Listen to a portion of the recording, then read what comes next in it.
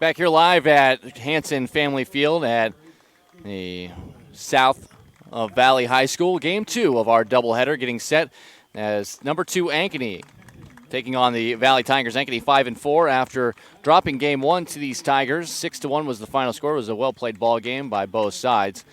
For Ankeny, that second number 2 ranking is there because of the preseason rankings from the Iowa High School Baseball Coaches Association. Ankeny Hawks, you see their starting line being introduced, and they are trying to be socially distant down the third base line. It will be Carter Smith, the junior second baseman. Junior shortstop Jace Bauer. Junior center fielder Brody Brecht will be the top 3 batters. Senior catcher Mo Watson bats fourth, with junior first baseman Weston Folk batting in the 5 slot. The DH is sophomore Tamden Webb Tate. He's batting for the pitcher, sophomore Sam Andrews. Lower third, junior Cale Boyd in right field, junior Cade Summers in left field, and then junior Colin Riggs at third base. A lot of juniors. Looking at Valley, it'll be the senior center fielder Alex Whitcomb batting first, with the junior pitcher in game 2. Batting second is Caleb Corbin. Junior second baseman Oliver Parizek bats third, with the senior first baseman Nick Butoff in the cleanup spot. Senior right fielder is Casey Stalzer. The senior third baseman Garrett Helm getting the start, with senior left fielder Carson Shelton batting batting seventh rather. That's Carson Shelton. Tanner Chris is a senior. He's playing shortstop, batting eighth, and then the sophomore catcher is Nick Meyer here in game 2. As mentioned, Caleb Corbin draws the start for Coach Ryan Cooley and the Valley Tigers.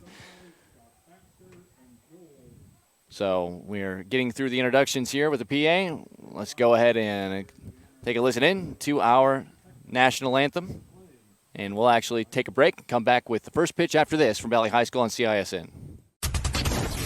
In a recent spring storm, a freak tornado formed and moved through the north side of Shattenkirk Chevy Waukee. Depending on damage, most new vehicles with minor cosmetic imperfections. Affected new Chevys will be sold for thousands below market value, with a limited number of storm-damaged vehicles available. Time is of the essence to take advantage of this opportunity. You get the rebates and discounts. Now take thousands more off storm-damaged vehicles. Limited time savings. Shattenkirk Chevy Waukee. WaukeeChevy.com.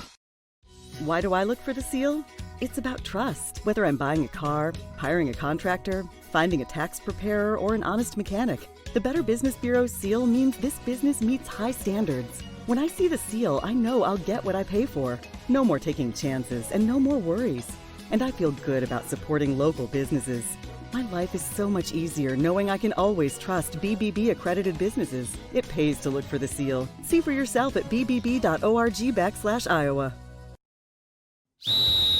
Hi, Ron here, head coach of Westside Auto Pros. When your car's on the injured reserve, you want to get it back in the game as soon as possible. I know that. That's why you need to bring it here to Westside Auto Pros. I have a team of experts that can fix almost every automotive injury. Whether it's a fractured joint, a brake, or if your car just got its bell rung, no problem. We can even do a complete physical on your car to make sure it's game ready for the entire season. So bring your car to Westside Auto Pros and we'll get it back in the starting lineup in no time.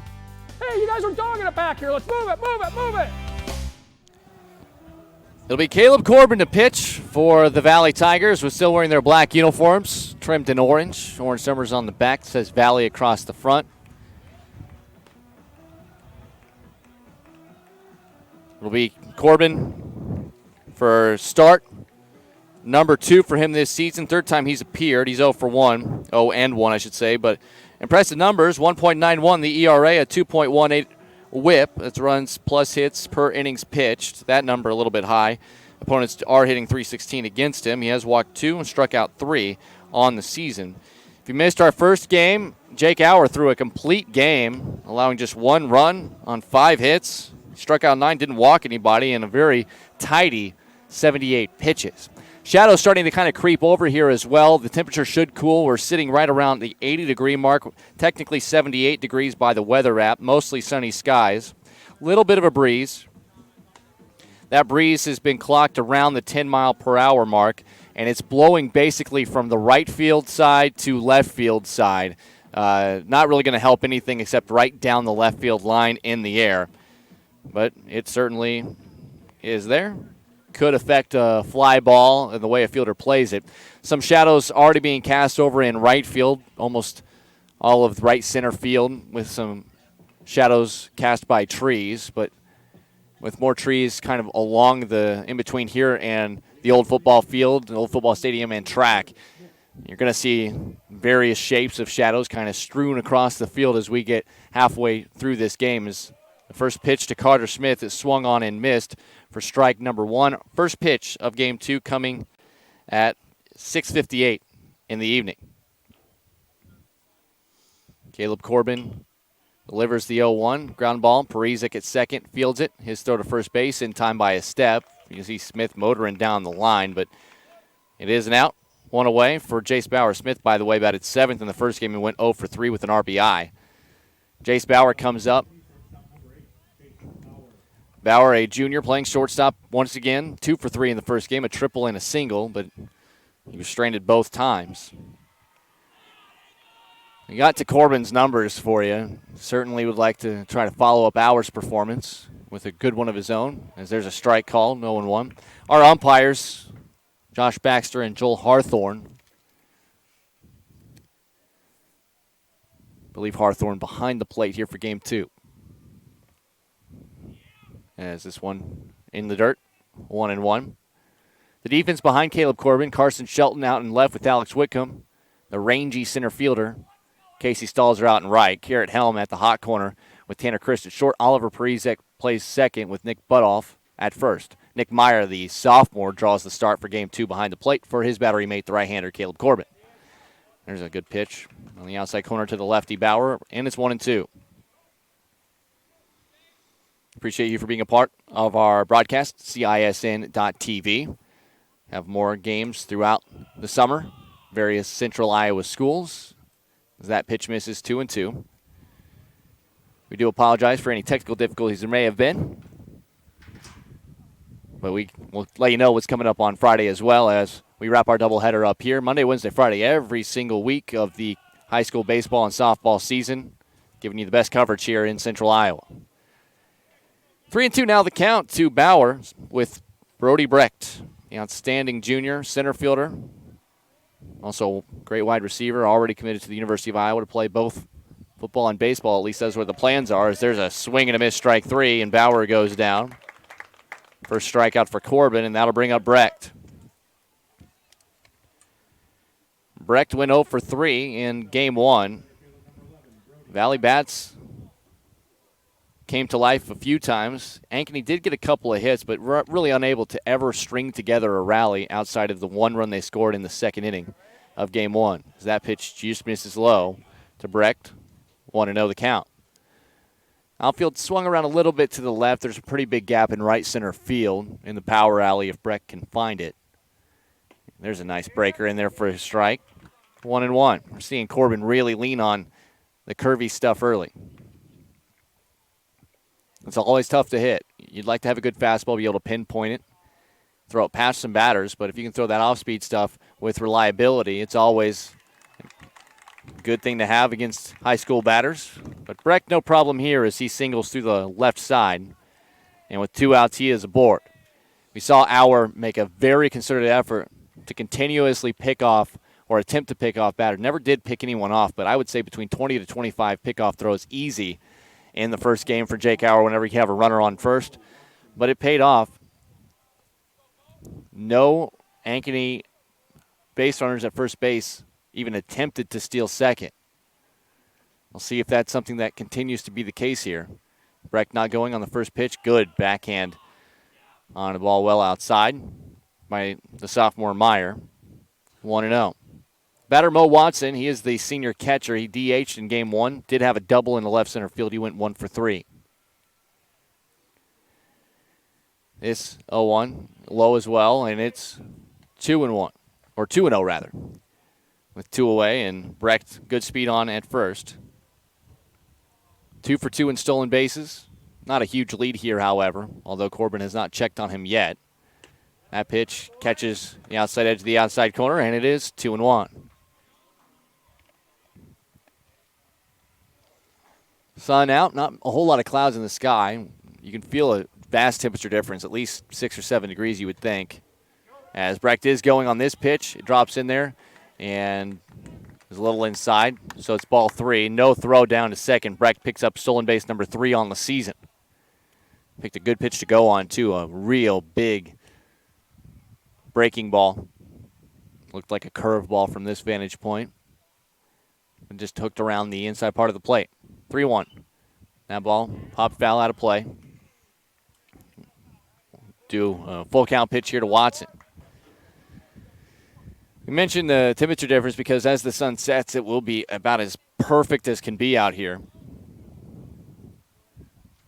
Ankeny wearing their maroon uniforms trimmed in white. They got the Ankeny A on the upper left breast with the gray pants. 3-2, line drive right at Oliver Parizek at second. Didn't even have to move, squeezes it for the out, and after 1/2 inning of play, Ankeny nothing, and Valley coming to bat right here on the Central Iowa Sports Network. You want to get stronger, faster, healthier. You want more. You want to be part of something bigger than yourself. A place for people of all ages, all walks of life, that provides opportunities for all to succeed. We do that. We're the why. Build more than muscle. Build a stronger community. We might not always know what the day will bring, but some things are certain. The sun will rise and your lights will go on. That's because at MidAmerican Energy, we're obsessively, relentlessly committed to providing you energy when and where you need it, to connecting with you and keeping our communities safe and strong. Because the most important thing we put our energy into is you. We're obsessively, relentlessly at your service. Ankeny will send Sam Andrews to the hill as he finishes his warm-ups. The right-hander comes in. 2 appearances, 1 start. He is 1-0 on the year, 6 innings of work. A 2.33 earned run average, a whip of 1. Very impressive. And opponents just hitting 182 against him. So Andrews, just a sophomore, certainly off to a good start through a couple of appearances. The Valley Bats did what they were supposed to do in game number 1, did get 6 runs on 9 hits. A couple of bigger rallies, but it was really taking advantage of a couple of throwing errors that allowed Valley to build up a lead that they felt comfortable with, and Jake Auer certainly was doing his thing on the hill. Beyond that, however, Andrews seems like the kind of guy that might very well may be able to slow Valley down. Valley only scored 2 runs total in 2 games against Dowling yesterday, and certainly it was a sight for sore eyes for Valley supporters to see the offense put together a 6-run game. They'd love to do that again here, but Andrews not going to make it easy as Alex Whitcomb steps into the plate, or the batter's box, I should say, and the first pitch hits high and deep into right center field, and that's going to drop for at least a single. Brecht gets it. He's going to fire it back in, but on a close play, he'll be safe at second. The ball kind of squirted away from Jace Bauer covering from his shortstop position at second, and a leadoff double for Alex Whitcomb on the first ball that he sees from Sam Andrews. Whitcomb was 1 for 3 with a run scored. Got everything started with a single in that first inning, and Valley got up 3-0 quickly.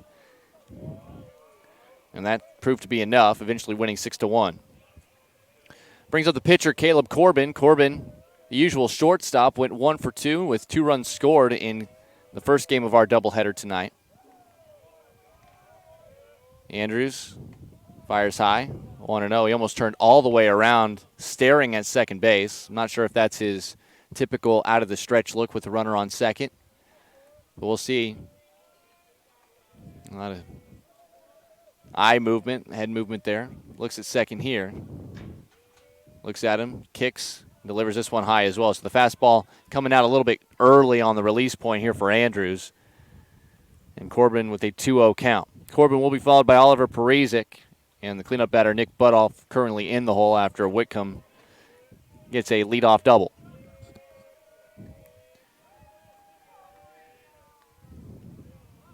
Long set.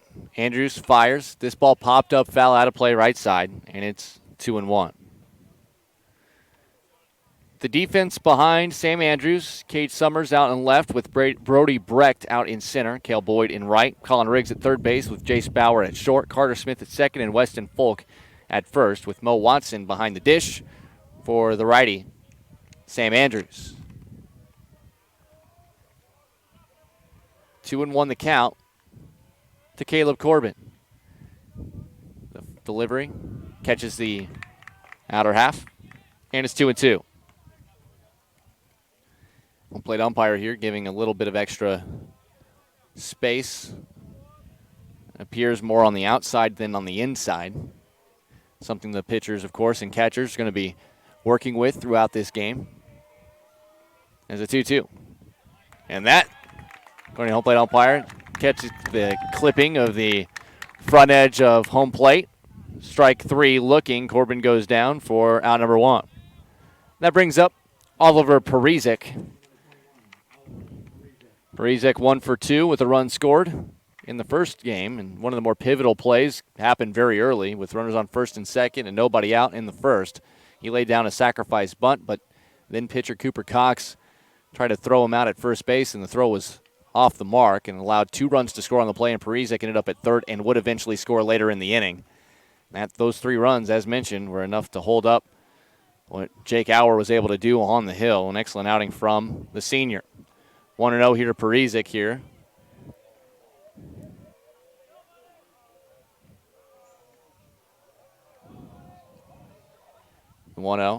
That's high. 2-0. Parizek has mainly been in the bottom of the order when we've seen him. But obviously there's no rule that says you got to keep the batting order the same all year long. He was able to come through in a couple of spots in the first game. Again, draws a start in that 3-hole, which is typically a run-producing position. As this one outside, and it's 3-0.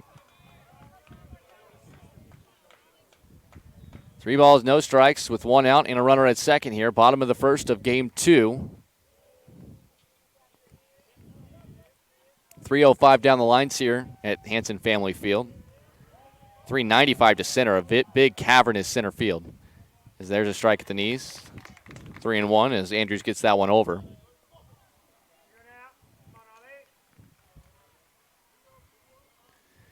A lot of space out there in center, but Brody Brecht and Alex Whitcomb for Ankeny and Valley, respectively, 2 of the best in terms of range. We saw that on full display in our first game. Runner goes. That pitch high. It's ball 4. Throw down to third base will not be in time. It'll be a stolen base for Alex Whitcomb as he takes third. For Whitcomb, that is now 7 for 7 in stolen bases. Parizek at first drawing the walk. We did see that for Valley in the first game. They did try to steal third base on what ended up being ball 4, but the catcher, Tamden Webb Tate, in game 1 for Ankeny was able to throw that runner out. It's very interesting. The batter that drew a walk didn't even get a chance to jog down to first base because that ended the inning.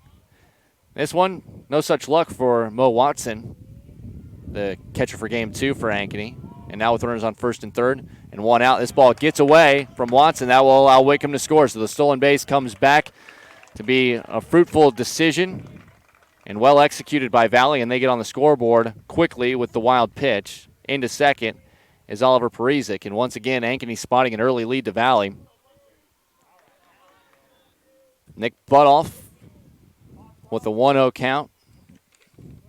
Game 1 went 2 for 3 with 2 RBIs and a run scored. In this cleanup spot, got Parizek with solid speed out there at second. The 1-0. And he takes that pitch. That little something off that from Andrews. Well done, and Butoff watches it cross the plate for a strike.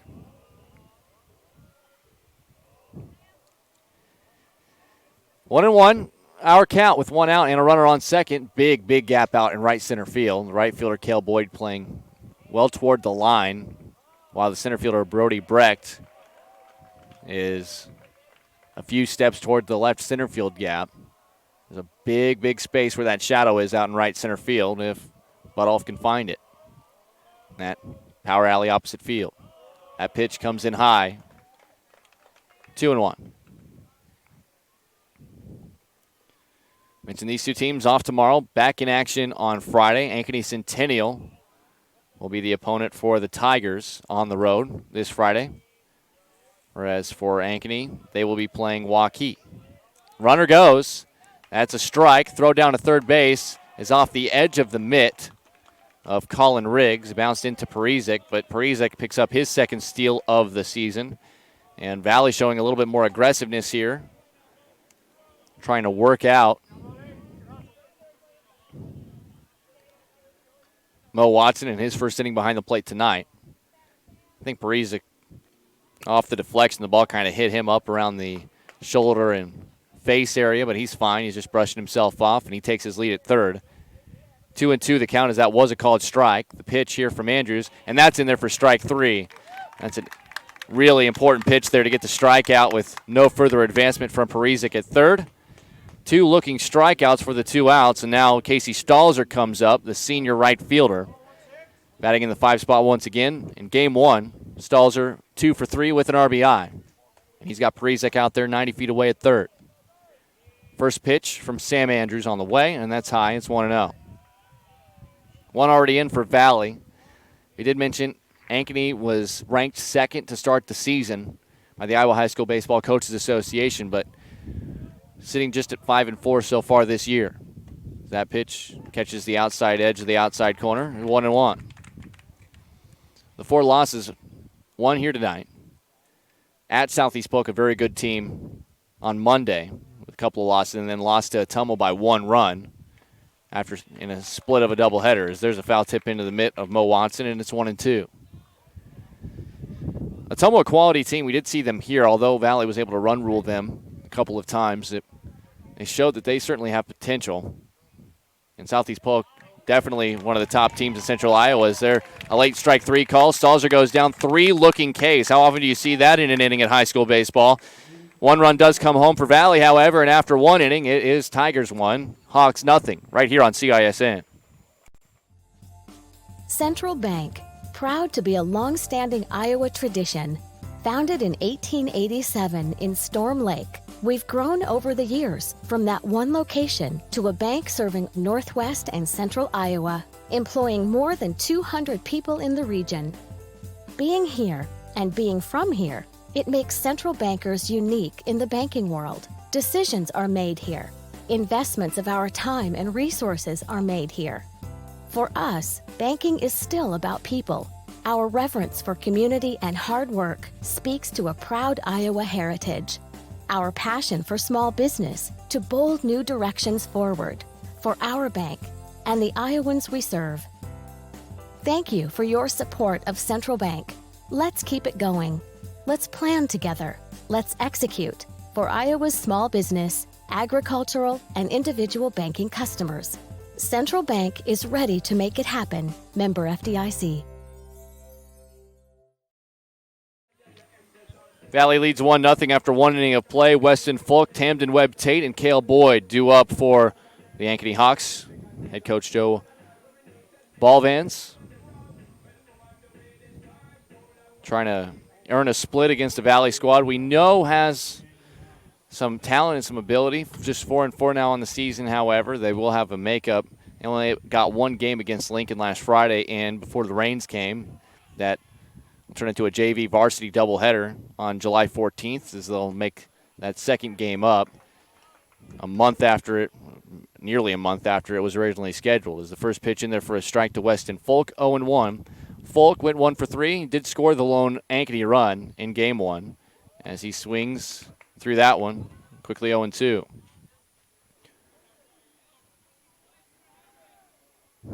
Beautiful night, a little bit warm with the sun out. When that sun goes down, it's going to be as good as you can get here in the summer in the state of Iowa.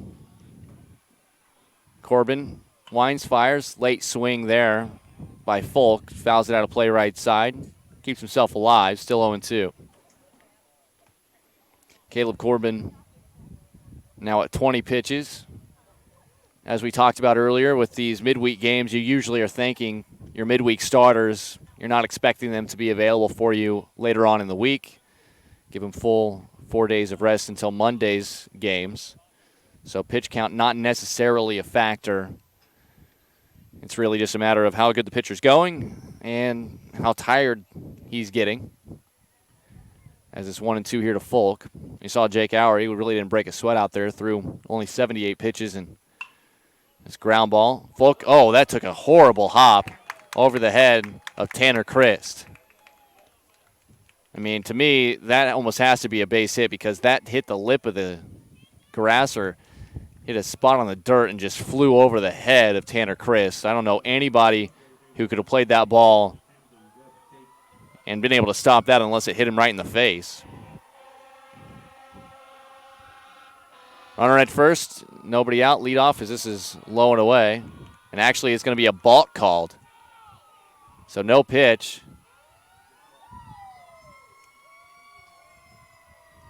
So that'll put the balk. Nothing still to count. There's no pitch to Tamden Webb Tate, who was the catcher in game one. He went 1 for 3 at the dish, and now he's got a runner at second and nobody out. So a single, and then the balk. And now Corbin toes the rubber. Second baseman Parizek kind of lurking around second. No throw, though. That catches the knees, 0-1. Webb Tate to the DH. He's hitting for the pitcher, Sam Andrews. Andrews has not batted at all this season to this point. And Webb Tate, one of the more powerful bats here in the middle of this order, as he grounds this ball left side. It's fielded. Third baseman Helm throws the first way off the mark. Webb Tate's going to take second on his way to third, and stopping there is Weston Folk. So Tamden Webb Tate reaches E5. Two-base error. Folk was going to have to stay at second base, but took third on the mistake. And now Cale Boyd, who was in the leadoff spot in game one and went 0 for 3 with 3 strikeouts, he moves down to the 7-hole. With runners on second and third and still nobody out. Corbin's first pitch, ground ball, left side. That will score a run. Chris knocks it down, but Boyd has too much good of speed, and that is going to be a no out again. Everybody safe. Boyd legs it out. Chris feels it cleanly. He might be able to get it done over there at first, but the little bob will cost him. Looking at the scoreboard, and it will go down E6. But an RBI still for Boyd as Coach Ryan Cooley is going to come up. He's going to talk to his left side infielders. I think that might be an assistant coach. But also talking to his pitcher, Caleb Corbin. Helm, the throwing mistake. Chris, the fielding mistake. Got runners now on the corners.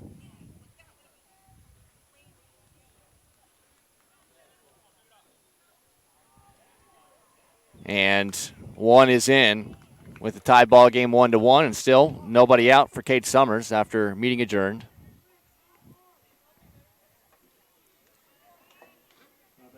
And Summers batted ninth in the first game, only got 2 plate appearances, went 0 for 2. Fly out and a fielder's choice.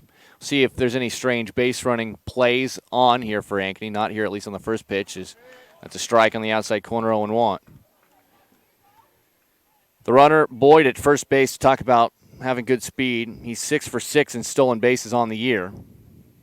And Howard did such a good job of keeping everybody close. Howard didn't allow anybody to even attempt a stolen base on him in game one, but Boyd was not one of those runners as he did not reach base in any of his 3 attempts. But now that he is on, you'd think, as the leading base stealer on this team, he might be in motion here to try to get some play, and there he goes. That pitch, curveball in there, throw down to second base, not going to be in time. Tamden Webb Tate stays at third. It'll be stolen base number 7 for Cale Boyd. And 0-2 the count to Summers, who took that strike and make sure his guy could take his base. Great jump there from Boyd. So now runners on second and third, ducks on the pond, as they say. Nobody out in the 0-2 pitch. And late emergency hack, fouled straight back, out of play. Summers will see another one. Real good chance here for Ankeny to pounce, take advantage of a couple of Valley mistakes in the field.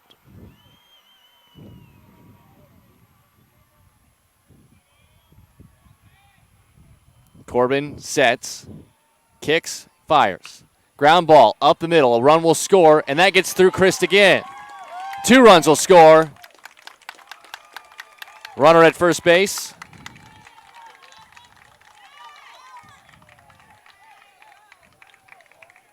And for Ankeny, this is the kind of inning that they needed after making a couple of mistakes in the first inning last game, allowing Valley to take a 3-0 lead early. Here they take advantage of some Valley infield mistakes. Summers will get credit for an RBI on what would have been a ground out, and he's going to take second base. Pitches inside, throw by Meyer down there, not in time. A lot of momentum now.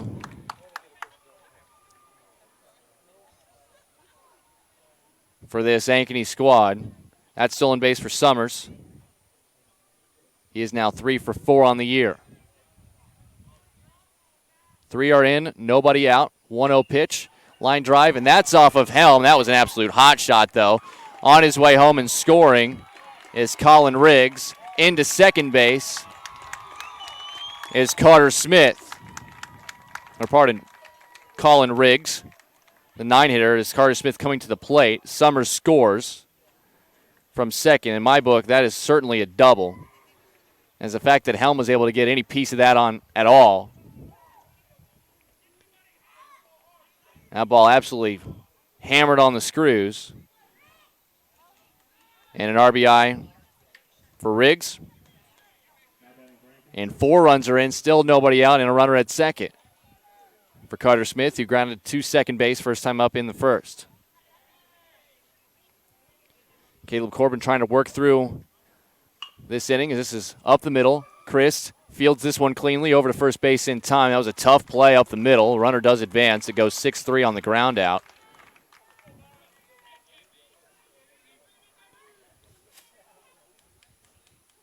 Runner now moves to third with Riggs. And now Jace Bauer, who struck out swinging first time up in the first inning, will bat with the runner on third and 1 out. 4-1. Ankeny with the lead here, top of the second inning. Corbin winding up with just the runner now on third. First pitch a strike, lower portion of the zone, 0-1.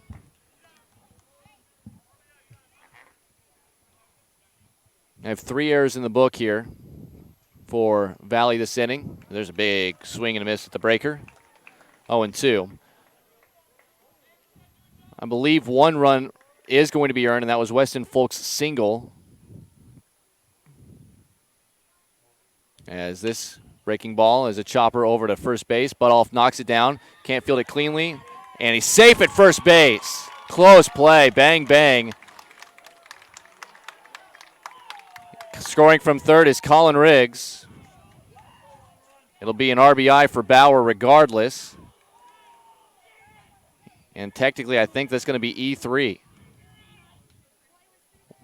So 4 errors in the inning, at least on the scoreboard and in my book. And that'll bring up Brody Brecht still with just the 1 out.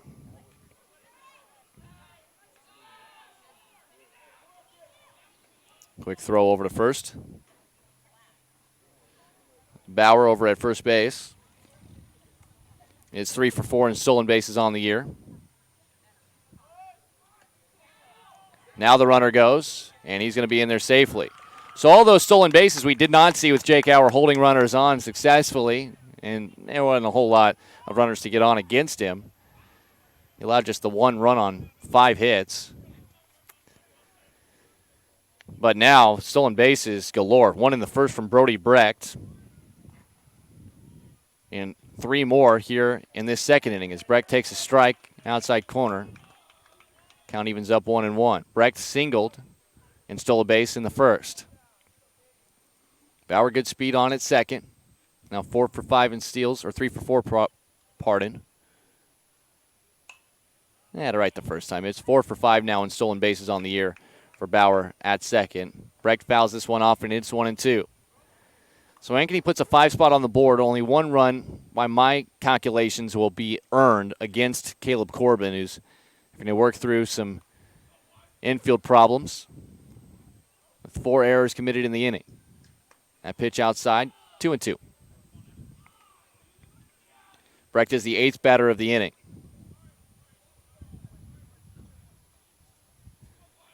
Shadows continue to kind of creep over into the outfield. Not really a factor to this point.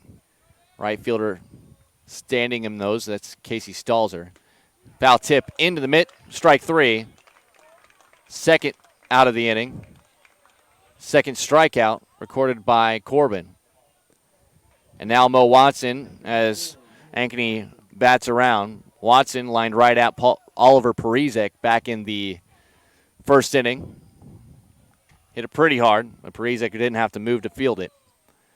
Still a runner on second in the 2 outs. That's off the outside corner by a little bit, 1-0.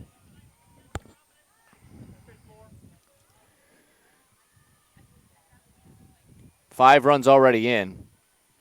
The first 5 reached and all 5 scored. Only needing 2 hits, 3 errors. A 4th error occurred later, and that error standing at second base, Jace Bauer.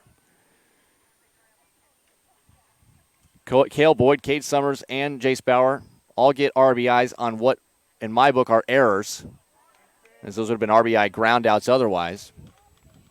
Either way, the only RBI hit we have in this inning came off the bat of Colin Riggs, who doubled off of Helm, and Helm really had no chance to make a play over there at first base, or third base, rather. The 1-1.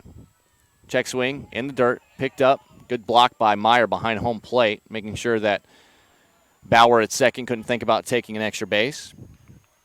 2-1 the count.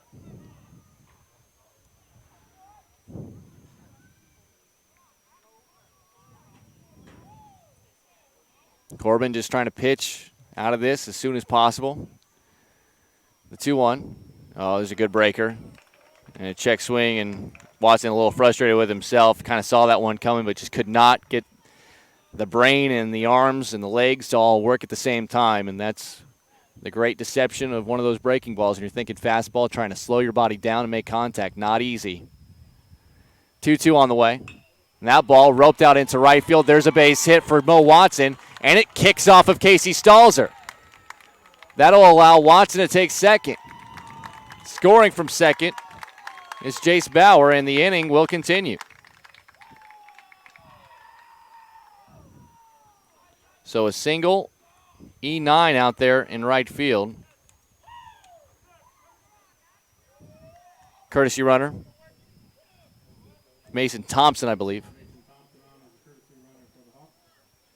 So courtesy runner, Mason Thompson. If you're pitcher Sam Andrews, your team just spotted you at least 6 runs here. And Weston Folk, who got the inning started, bats for the second time here in the frame. He singled up the middle to get the party started for the Hawks. As that pitch misses low, 1-0. Thompson, a junior out there at second base. Does not have any stolen bases yet on the season. It's Corbin. Fires. This ball fouled straight back. And it's 1-1. Tough inning for Valley defensively. We were raving about the defenses earlier. It had a couple throwing errors by Ankeny and one misplay by Valley in game 1, but for the most part the defenses were spectacular. But Valley just really having a hard time squeezing ground balls and minimizing base runners. Is Meyer another good block behind home plate. As it's 2-1 now. Coach Joe Balvan's just got to be real proud of his group. Struggled a little bit at the plate. Did get 5 hits, but were unable really to get any rallies going in game 1 against Jake Auer. And here, really getting it going as Corbin fields this one on a comebacker himself. Underhand flip over to first, and that will get him out of the frame. 10 coming to the plate, however, 5 errors committed by Valley. 6 runs come across the plate through 1.5. 6-1 Ankeny over the Tigers right here on CISN. In a recent spring storm, a freak tornado formed and moved through the north side of Shuttlenkirk Chevy Waukee. Depending on damage, most new vehicles with minor cosmetic imperfections. Affected new Chevys will be sold for thousands below market value, with a limited number of storm-damaged vehicles available. Time is of the essence to take advantage of this opportunity. You get the rebates and discounts. Now take thousands more off storm-damaged vehicles. Limited time savings. Shuttlenkirk Chevy Waukee. WaukeeChevy.com. Why do I look for the seal? It's about trust. Whether I'm buying a car, hiring a contractor, finding a tax preparer, or an honest mechanic, the Better Business Bureau's seal means this business meets high standards. When I see the seal, I know I'll get what I pay for. No more taking chances and no more worries. And I feel good about supporting local businesses. My life is so much easier knowing I can always trust BBB accredited businesses. It pays to look for the seal. See for yourself at bbb.org/Iowa. Valley will come to the plate in the second. Garrett Helm, Carson Shelton, Tanner Christ, the three scheduled hitters. Ankeny scores 6 runs on what was 3 hits, 5 errors. 1 was left on base, putting themselves in position potentially to move forward with the second game. You're trying to get a split. We know Ankeny's a good team, got a lot of great players. As Garrett Helm steps in, right-handed batter, face Sam Andrews. First pitch, a ball to Helm, 1-0. Andrews allowed a double, a walk, stolen base, wild pitch. There's a strike, outside corner, 1-1. But he did strike out 3 batters, all looking, which is very, very strange to see. But usually, as that misses, it's 2-1 to Helm. Usually, as batter, try to get used to that new strike zone. Sometimes that'll catch you off guard on the third strike. It just so happened to do it 3 times in 1 inning to 3 different batters for Valley. It's 3-1 here to Helm. Helm did not play in game 1, at least didn't bat. He was 1 for 9 on the season at the dish. The 3-1 to him here. And that's up high, and he draws the walk. Second walk issued by Andrews. With a 5-run lead, we know that no lead is safe against some of these Central Iowa teams, especially a team like Valley. Carson Shelton comes to the plate with a runner on first and nobody out. Shelton batted in the 9-hole. 2 plate appearances in game 1, grounded to short and drew a walk. Andrews shows a pitch up high, showing bunt, pulling back, taking ball 1. Is Shelton. Quick throw back to first base from Mo Watson to Weston Fulk. But getting back in safely was Helm. Shelton back to it here with a 1-0 count in his favor. Andrews was sitting over there for a long time as his offense was bringing 10 batters to the plate. That pitch misses. Andrews wanted that one, did not get the call in the outside corner. Looks like we have some early work out in the Ankeny bullpen. Cannot see who it is, but if we find out, we will let you know who is warming up. I'm sure Andrews will have a little bit of a leeway here. As there's a strike, 2-1. Shadows now covering more center field where those trees are out beyond the right field line. Probably still at least a half hour away from the Shadows really creeping over the infield, maybe 20 minutes or so. It depends. Have some trees over to the right side here that might cast over the home plate area. It's a foul ball by Shelton, makes it 2-2.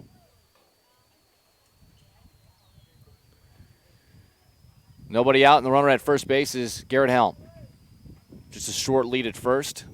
Shelton showed bunt on the first pitch, but hasn't shown bunt since. And now he late swing and comes up empty. Strikeout number 4 for Andrews in the first out here of the second.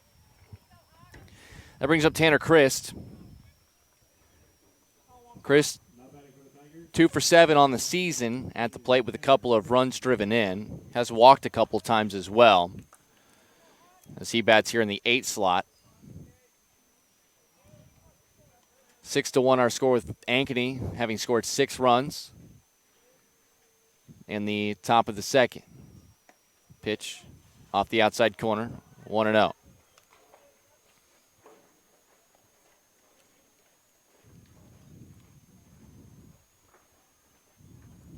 Wind really has died down as well. It was a solid 10 miles an hour at the beginning of our first game, and just a little breeze from time to time. This is a ground ball deep in the hole. Long run for Bauer. His throw off the mark. That will allow the runners to take an extra base. Nobody was covering home, but a couple of players sprint there to make sure nobody is able to run anymore. That's going to be an infield hit for me. Jace Bauer was not going to be able to make that play, but still fired over to first base, and it being wide of the mark, the error goes E6, allowing both runners to advance to second and third. And we're going to have an infield and battery meeting on the mound. While they're doing that, let's go ahead and talk to you about what's going to be coming up on Friday this week. As this Ankeny squad going to be on the road to face the Waukee Warriors, and this Valley team will be at Ankeny Centennial. Those games scheduled for what should be a hot day on Friday. CISN.TV. Single game pass gets you into a game for $5. You can get a whole season for $30. Once again, CISN TV, a couple of good games. Ankeny at Waukee, Valley at Centennial, baseball and softball both available. Meeting is adjourned. Everybody stays in the game the way that they were after a little pep talk. Still one out.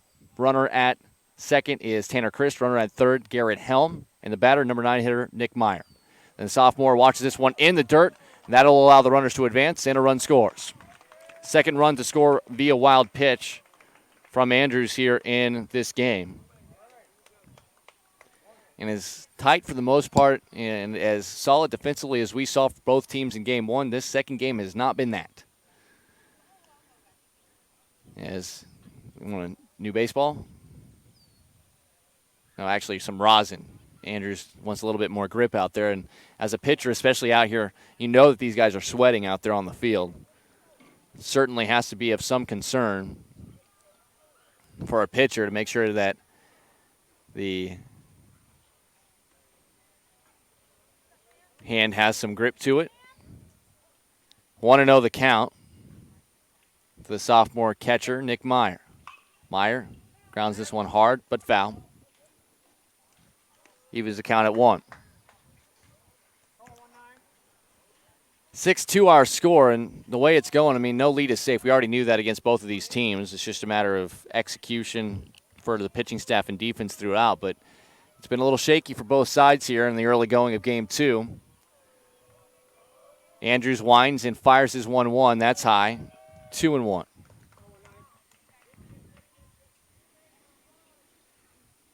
Mentioned Valley, even their record at 4-4 with the win in game 1. Ankeny, 5-4 this season.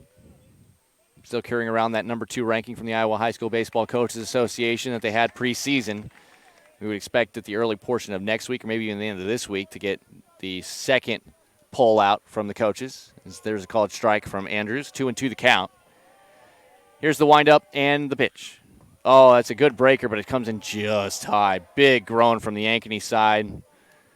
It looked pretty good, but according to the home plate umpire, I believe Joel Harthorne, a little bit high. Josh Baxter, the other umpire. 3-2 the count. This is grounded foul. Ooh, Ryan Cooley down there, third base coach's box. Off a hop, showing off the range and the hands. We'll do the full count pitch again.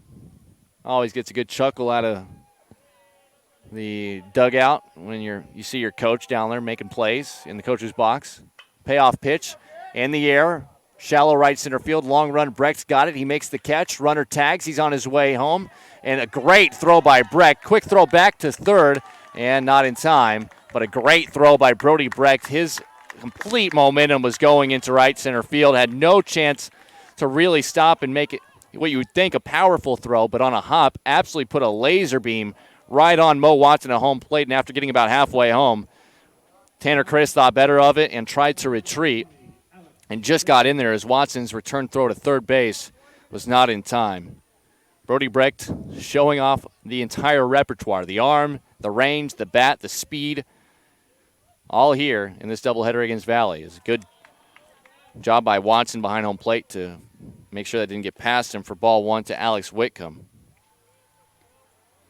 If you missed us talking about Brecht in the first game, he was one of the highest touted football prospects in the state for the class of 2021. He's got a senior season ahead of him and is already committed to the University of Iowa. As this is a ground ball right side, it'll be fielded by the second baseman. Smith quickly to first in time to get Ankeny out of the frame with no further damage done. We'll head into the third. It's still Ankeny 6, Valley 2, right here on the Central Iowa Sports Network.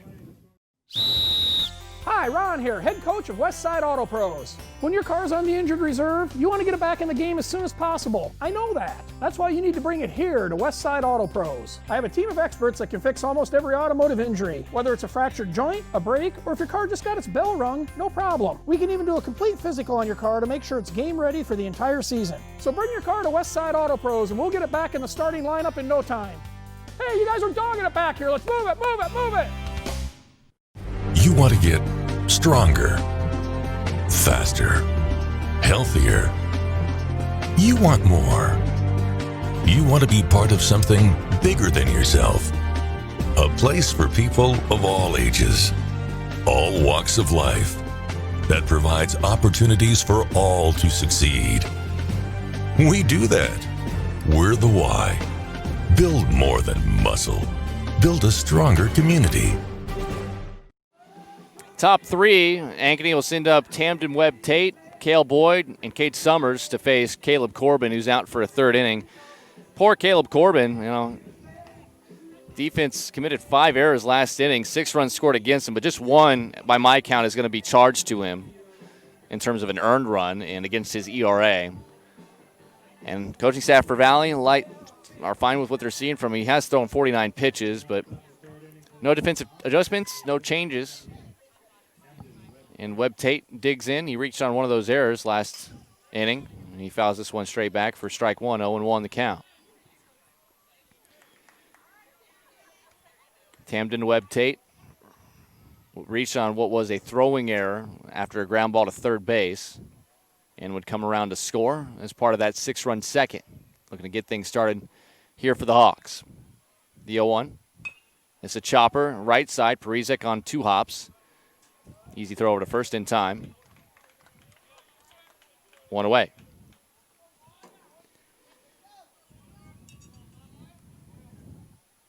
Cale Boyd comes to the plate. Boyd's speed really messed with Tanner Christ, who was trying to field a ball. Knocked it down. Didn't field it cleanly, though. And by the time he picked it up and threw an accurate ball over to first base, Boyd had made it to first safely. Boyd also got credit for an RBI and would eventually score a run. Fouls the first pitch back. It's 0-1. Infield, outfield, straight up and spread out here for Valley. Wind and fire. And that outside corner there for a strike. 0-2.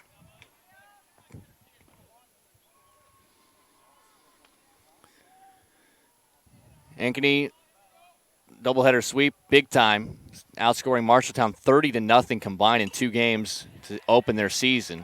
This was fouled back by Cale Boyd. Then last Wednesday, they split against the Ottumwa Bulldogs, who Valley actually, on the opening day, got a sweep over. Picked up a couple of wins over Des Moines Hoover, and then lost 2 games at Southeast Polk on Monday.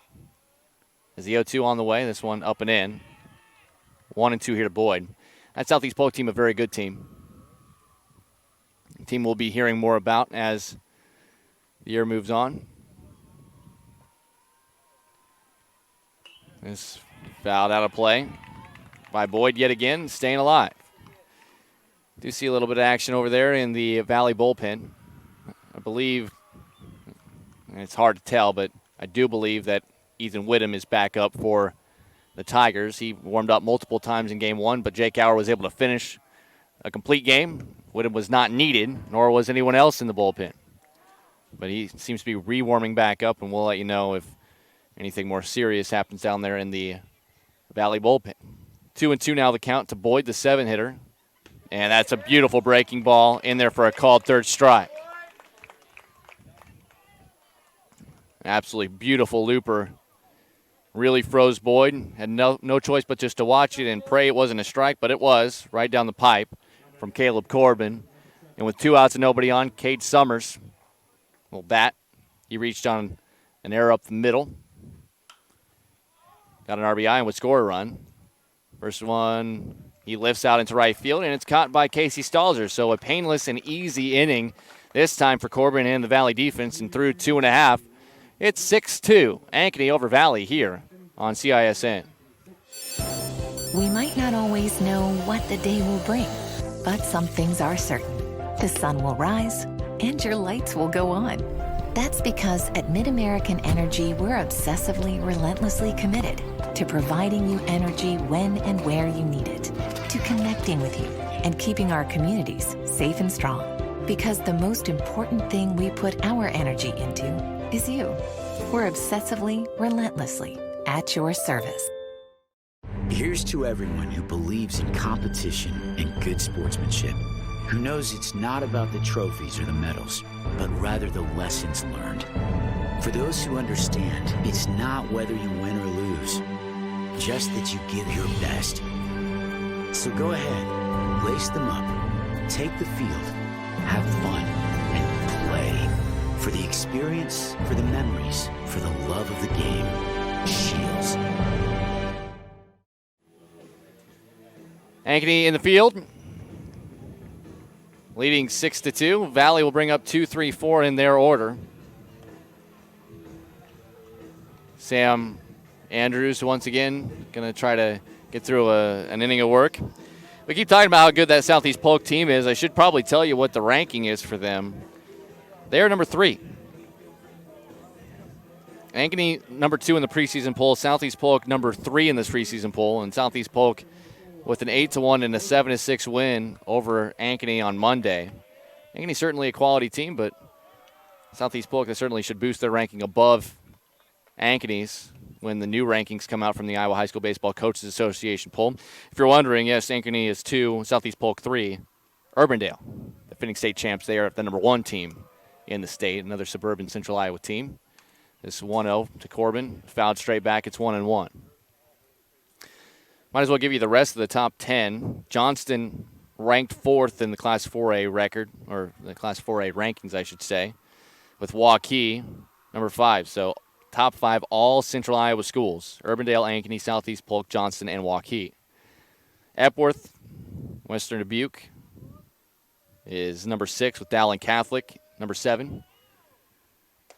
As that just misses. Corbin, 2-1. So Dowling Catholic is 7. Then Iowa City West is 8.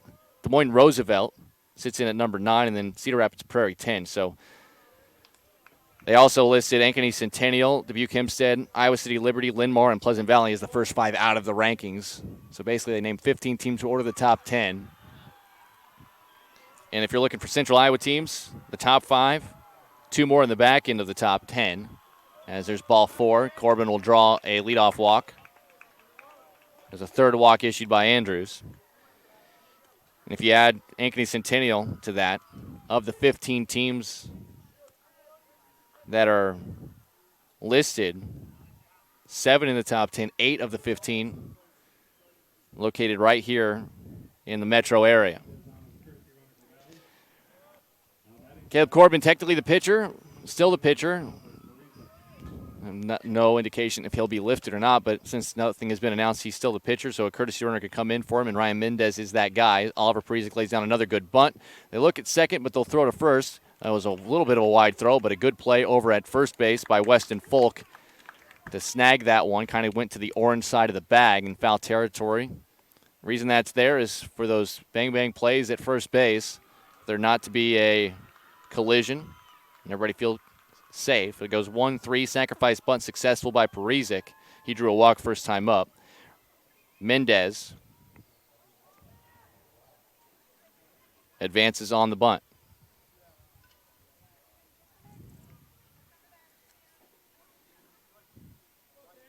Andrews facing Nick Butoff, the senior first baseman, batting cleanup.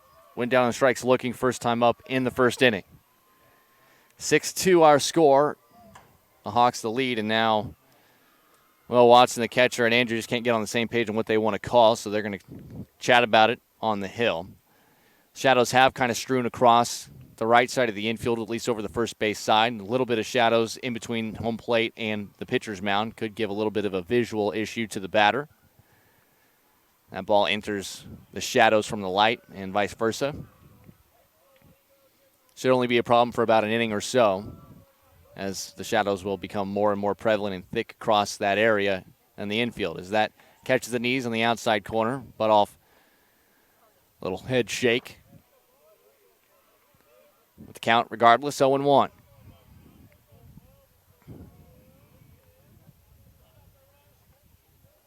One out, now runner Mendez at second. This one up over the head of Butoff. Out of the squat, Mo Watson able to make the play, and 1-1 the count. Picture perfect night for baseball and softball here as we enter the latter part of June. Here on the 24th.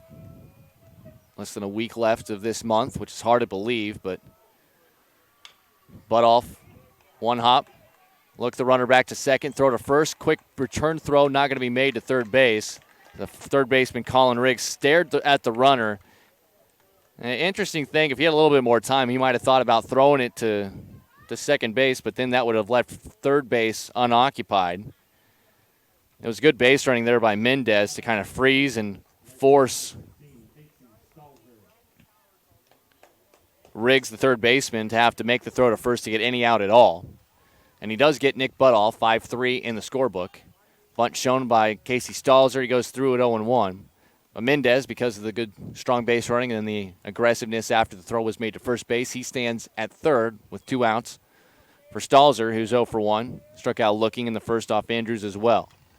This is chopped, foul, and it's 0-2 as Andrews tries to finish out this third inning.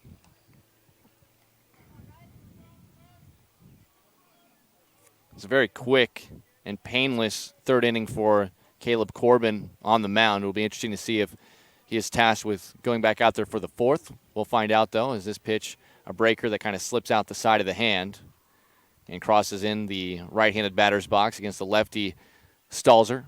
1-2. All 6 runs for Ankeny came in the top of the second. 1 run in the first, 1 in the second for Valley. This ball high in the air, shallow left field. Coming on is Summers. He's there. He's got it. And that'll retire the side. Leadoff walk goes for naught. We're through 3. Ankeny 6, Valley 2, right here on the Central Iowa Sports Network. Central Bank, proud to be a long-standing Iowa tradition. Founded in 1887 in Storm Lake, we've grown over the years from that one location to a bank serving Northwest and Central Iowa, employing more than 200 people in the region. Being here and being from here, it makes Central Bankers unique in the banking world. Decisions are made here. Investments of our time and resources are made here. For us, banking is still about people. Our reverence for community and hard work speaks to a proud Iowa heritage. Our passion for small business to bold new directions forward for our bank and the Iowans we serve. Thank you for your support of Central Bank. Let's keep it going.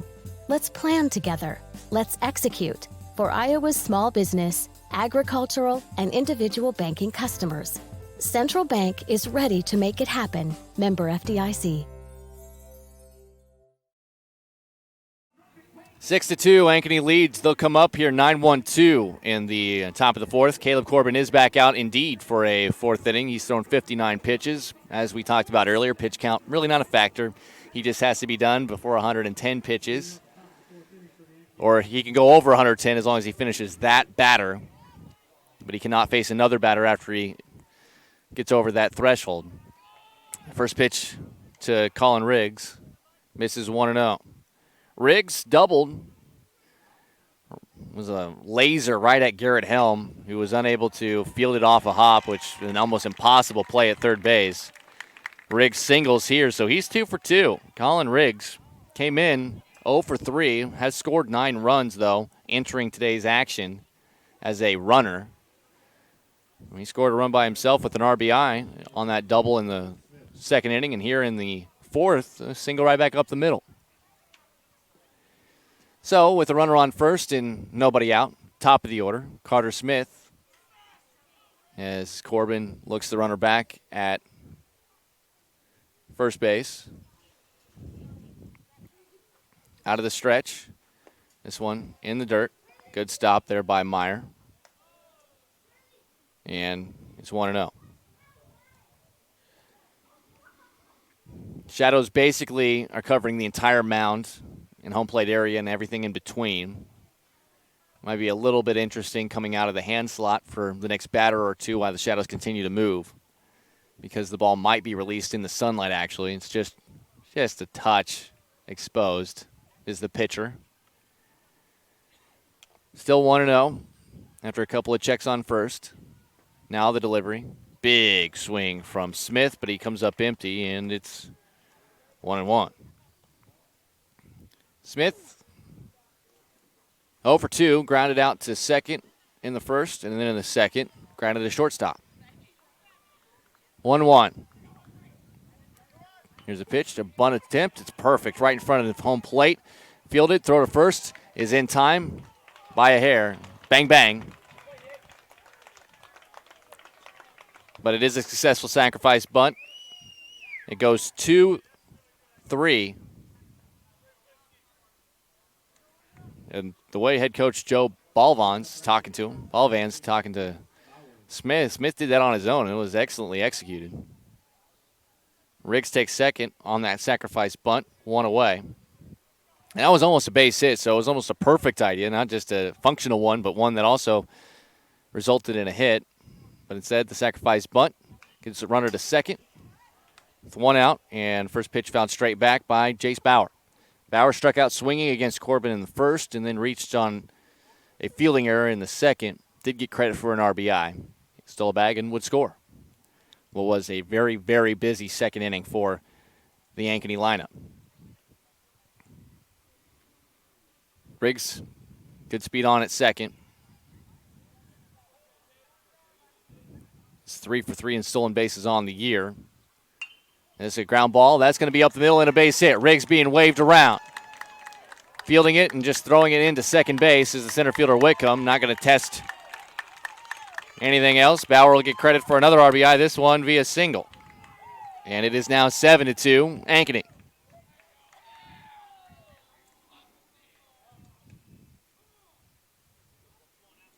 And now Brody Brecht to the plate.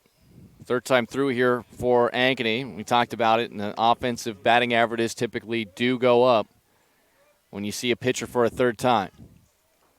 Brecht singled, stole a base in the first, and struck out swinging in the second. Runner goes, ball popped up, straight up. Nick Meyer ranges, makes the play in foul territory. It's a good job reading that, reading the spin, making the catch for the sophomore. And the dangerous Brecht is retired, and Bauer had to retreat on the ball in the air. So even though he may have had the base stolen, had to go back and retreat and did not advance after the catch, obviously.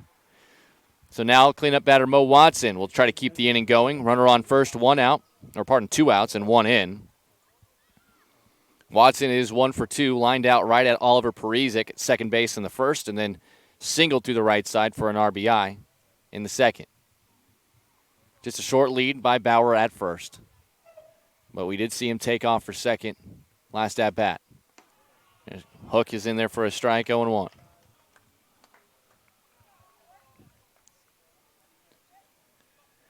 7-2. Caleb Corbin battling out there on the hill for Valley. And the Ankeny Bats continue to put the ball in play and make the defense field it. That's resulted in a 7-2 lead. Runner goes. This pitch up and away. Meyer's throw is a little offline on the first base side of the second base bag. It'll be a stolen base. Bauer, his second of this game. And he is now 5 for 6 in steals on the year. 1-1 the count to Watson now, and a base hit very well could score Bauer from second. Corbin delivers. There's another good breaker, but that one comes in high. Good eye by Watson. That Corbin breaking pitch, I would venture to say he's calling it a curveball. It really doesn't matter what you call it. It's just the movement of it. That curveball, he's got such a low velocity on it. Kind of has an eephus pitch look to it. And it just really messes with the rhythm of the batter. It's just a matter of can he get it over for strikes, and then can the fastball be in there for strikes as well. 3-1 the count. I think the home plate umpire, he's going to talk here to the base umpire. I think maybe for confirmation on the count. And this conversation a little bit longer than what you would think to get a count confirmation. But it is. Count confirmation is immediately 3-1 signs being shown to the Valley dugout. I'm assuming someone from the Valley dugout maybe asked what the count was, just to be sure. But it is 3-1.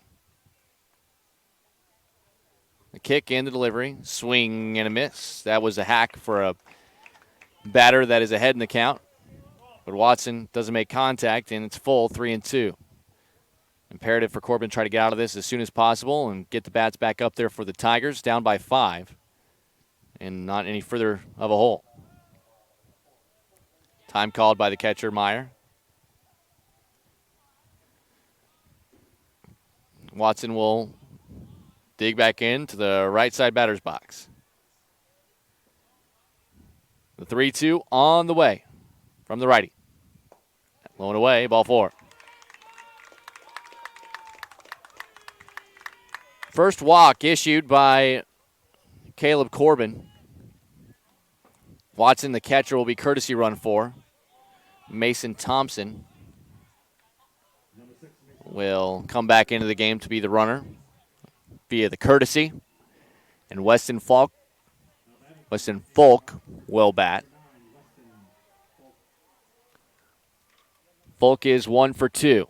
Both of his at-bats came in that 6-run second inning. A single and a run scored and a ground out right back to Corbin on the mound. Runner taken off for third base. Myers' throw. The throw is there, but the tag is not applied.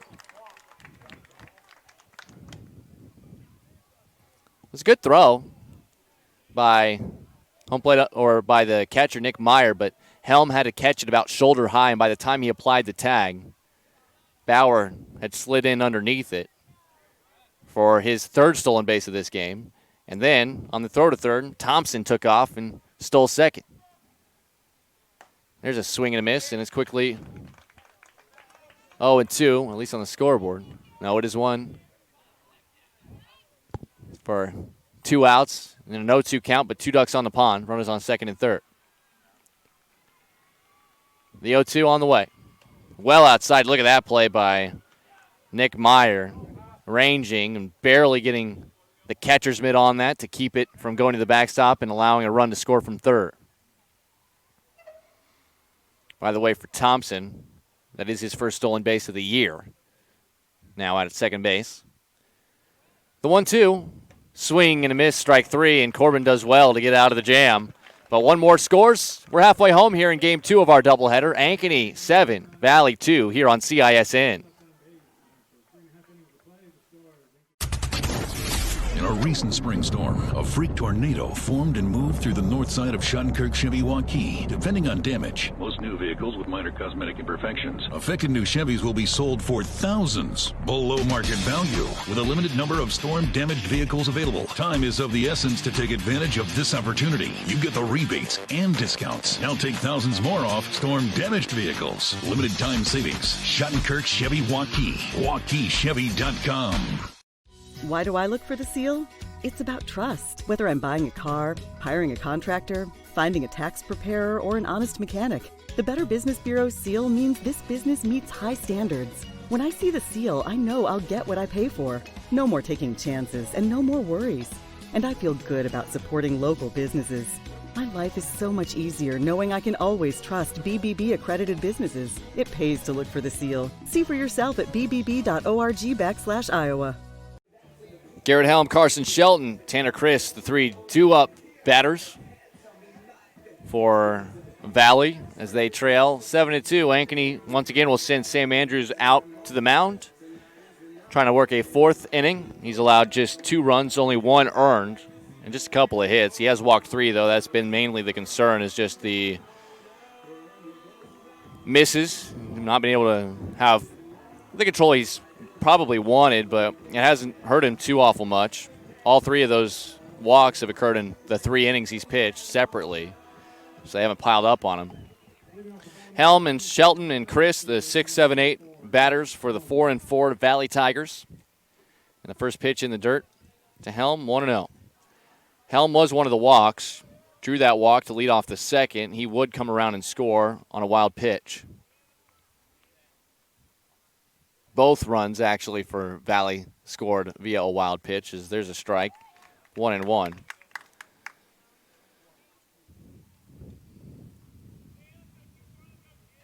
So no RBI hits so far for the Tigers here in game 2. As this popped up right side, first baseman Folk looks like he's got room up against the fence, reaches up and cannot squeeze it. He was able to bring it back, just could not pull it in. And it'll be a 1-2 count here to Helm. And that's the thing when you're traveling over, and this is not your ballpark.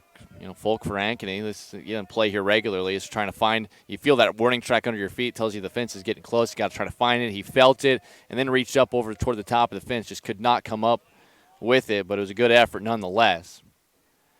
As it's 2-2 now to Helm. Valley back in action on Friday at Ankeny Centennial. Another one of those top 15 teams, at least according to the Baseball Coaches Association, is that one just misses inside. It was real close from Sam Andrews, but that makes it full 3-2. Andrews winds and fires. And that ball hammered out into center field. Brecht on his horse, straightaway center field. He cannot get there. And it's going to roll all the way toward the fence at 395, taking a big turn at second and now stopping and coming back is Garrett Helm. But that ball absolutely tanked to center field. And one has to wonder, if it wasn't 395 out there, would that have given it a run for the wall?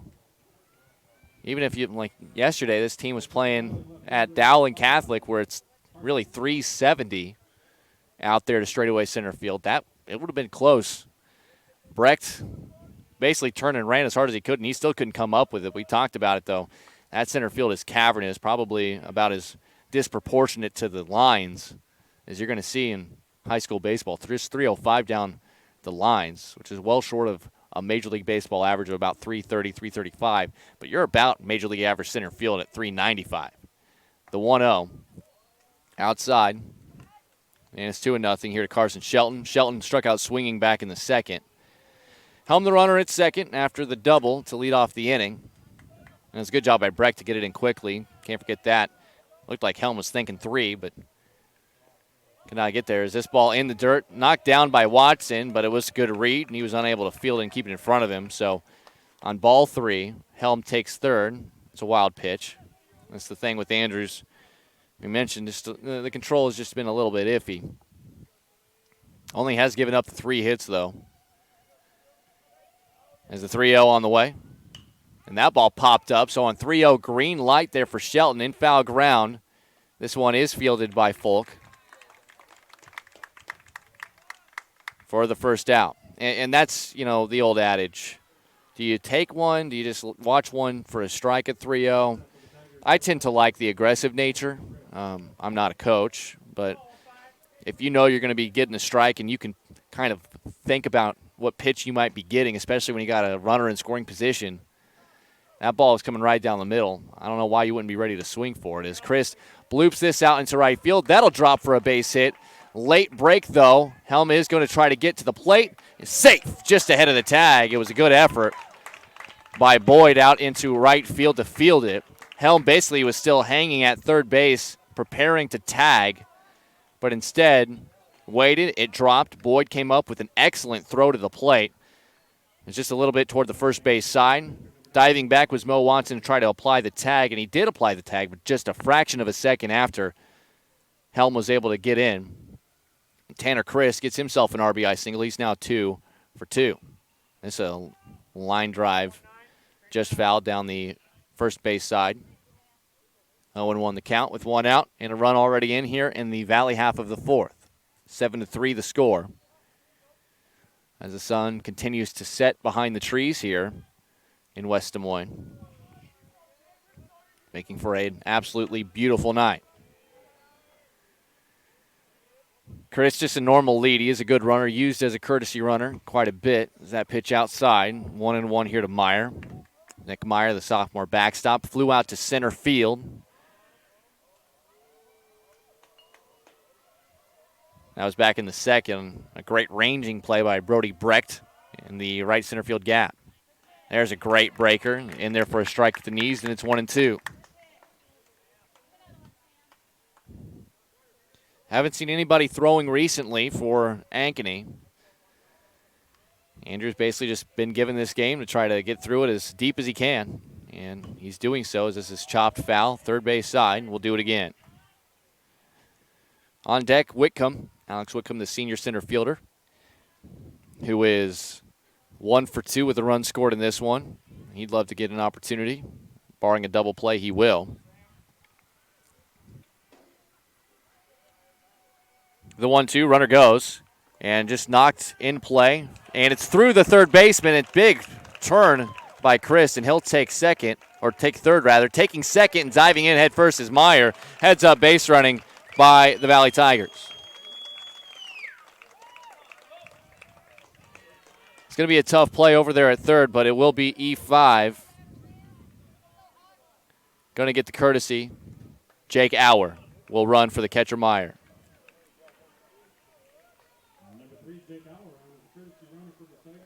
Auer, of course, really the player of the game in Game 1 for Valley, throwing a complete game. 7 strong innings on the mound. He's now the runner, as there's a strike on the outside corner to Whitcomb.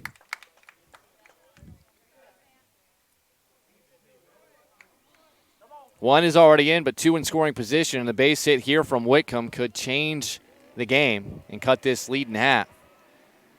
Andrews fires. That is a foul on a bunt attempt. It looked like it was supposed to be a push bunt.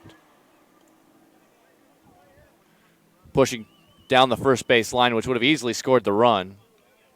But Whitcomb just could not get the barrel on it.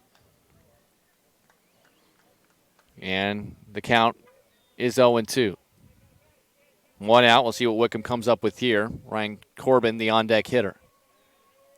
Ducks on the pond here for Valley. Down by 4. Andrews fires.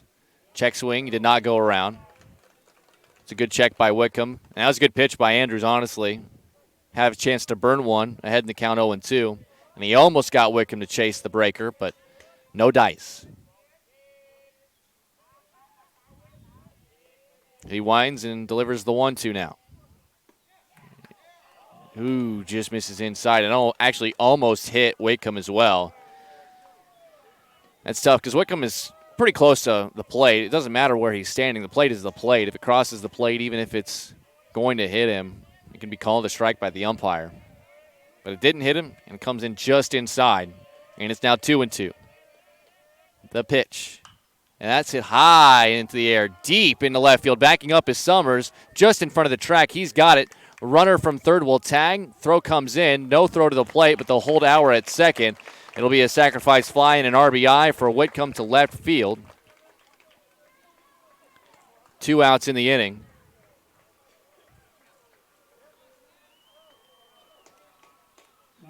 And now it is 7-4. Auer, good speed still at second base. He did not test Summers, who we know has a good arm, has shown it off, is already an outfield and assist from the first game here today. Auer still in scoring position, though. And the first pitch in the dirt. Quick throw behind the runner, but Auer able to get back standing up.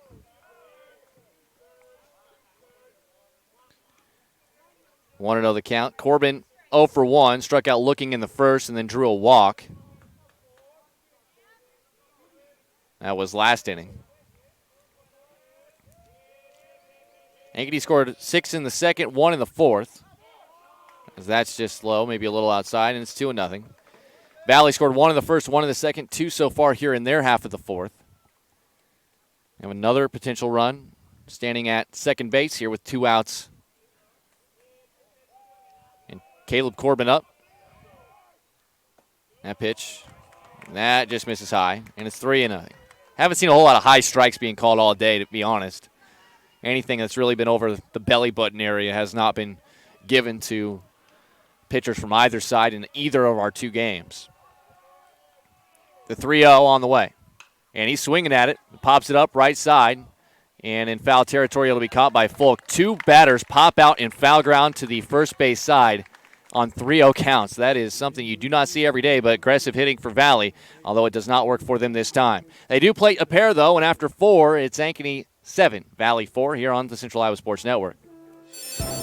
We might not always know what the day will bring, but some things are certain. The sun will rise, and your lights will go on. That's because at MidAmerican Energy, we're obsessively, relentlessly committed to providing you energy when and where you need it, to connecting with you and keeping our communities safe and strong. Because the most important thing we put our energy into is you. We're obsessively, relentlessly at your service. Here's to everyone who believes in competition and good sportsmanship, who knows it's not about the trophies or the medals, but rather the lessons learned. For those who understand, it's not whether you win or lose, just that you give your best. So go ahead, lace them up, take the field, have fun, and play. For the experience, for the memories, for the love of the game. Shields. An adjustment. We got new pitcher in the game and some defensive changes as trying to get a peek at who that is. I believe that is Whitcomb, or Whittem, Ethan Whittem on the hill. Caleb Corbin will be lifted. Jake Auer will play third base for Garrett Helm.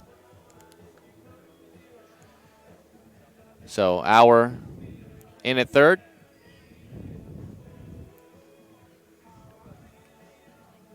Looks like Corbin has been lifted for the time being. Corbin, 4 innings of work. We'll get to his final line. Ethan Whittem had been up and down several times through the first game and here a few times in the second game. But the junior does finally enter here, top of the 5th inning, to face Ankeny's 6, 7, and 8 hitters. And the first ball is in the dirt to Tamden Webb-Tate. The sophomore is 0 for 2, reached on an error and scored in the second, and then grounded to second in the third. Numbers for Whittem: 2 innings of work in a couple of different appearances. He's 1-0 on the season, an ERA of 0, a whip of 0. Has not allowed a base runner outside of a hit by pitch. That's the only batter that's reached in 2 innings of work against him. There's a strike on the outside portion of the plate. 2-1 here to Webb-Tate. Cale Boyd and Cade Sommers will be the other batters due up here in the frame. Webb-Tate high in the air, foul ground, playable. Who's it going to be? Nobody. And all 3 Valley players, Butoff, Meyer, and Whittem, all look at each other like somebody said they had that maybe. And I guess not. Typically, and I mean every team can do this differently, but it's the easiest for the first baseman over there, although Meyer ended up, the catcher, being closest to it. The first baseman, the ball coming to him and he's coming toward it. It's a little bit easier for him to read.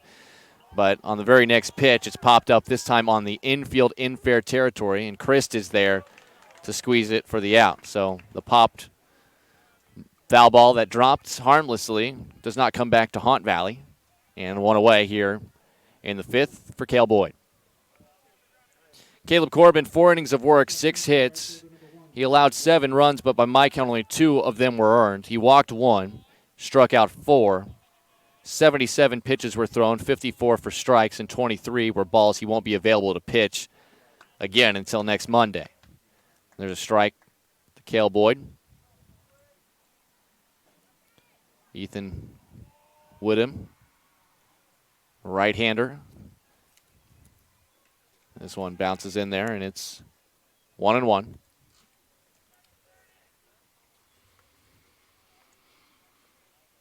Off day for both teams tomorrow. They will be back in action on Friday. Ankeny hosting the Waukee Warriors, another one of the top teams in Class 4A. There's a good piece of hitting by Boyd out into right center field, and that'll drop. Boyd thought about second, but Whitcomb able to get there quickly, cut it off in the gap, and get it back in. It'll just be a single for Boyd, but a dangerous man to have on the base paths.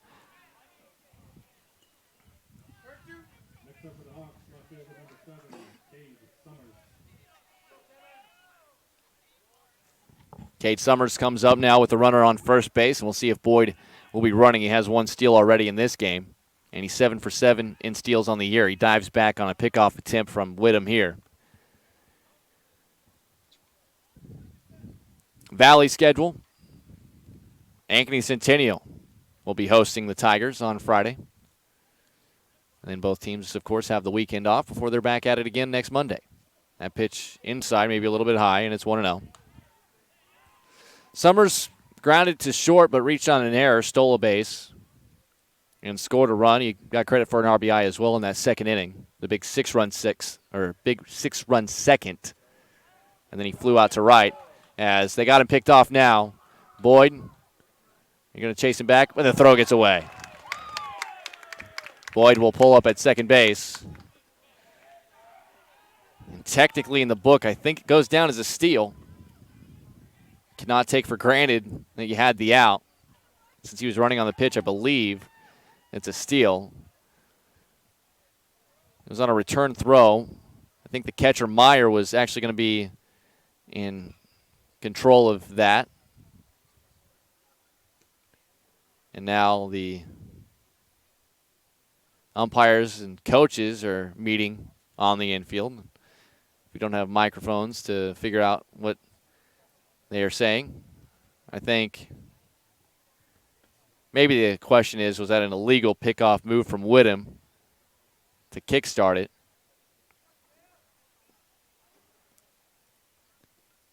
Either way, Boyd finds himself at second, and at least in the book that I have, it's going to be a steal because he was going on the pitch, and it wasn't as though he was not going to second without a throw. But Valley seemed like they had him, just could not execute the pickle rundown. And Boyd, at least from my vantage point, is at second with his 8th stolen base of the year. Coach Ryan Cooley still chatting with the base umpire here.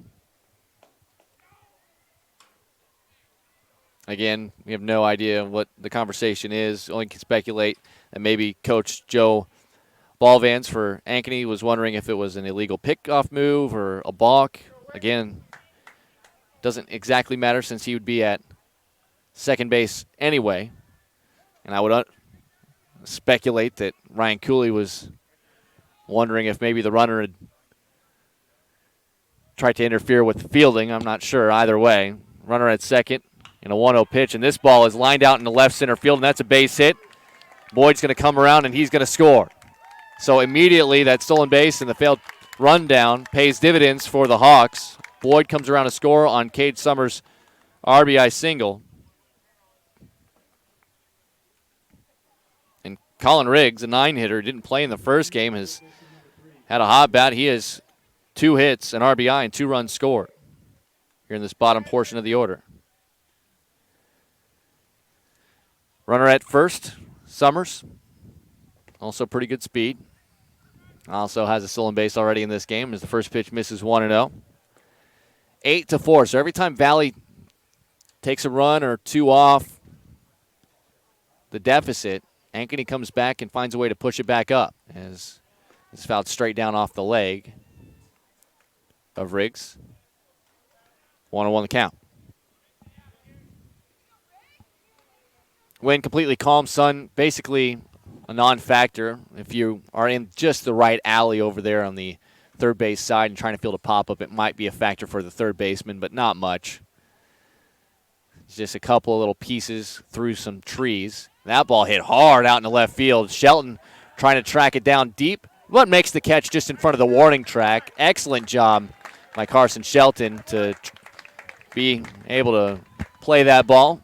That was hit right on the screws by Colin Riggs. This kid's showing he's got a pretty good bat, though. He's hit the ball hard all 3 times.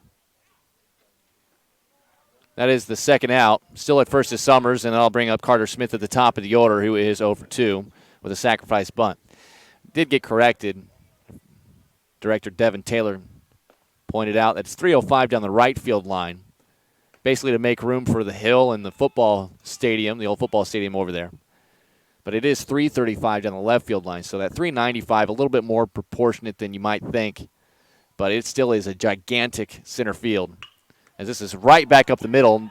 Whittem got a piece of it. There's not going to be a play, and that's going to be a single right up the middle, and hopefully Whittem's okay. That looked like it hit right off the palm or the left wrist where that glove is. Coach Ryan Cooley comes out. I think he's going to check on his pitcher at the very least. He appears to be okay. Coach Cooley is still going to finish his walk out to the mound. A little bit of action has been going down in the Valley pen.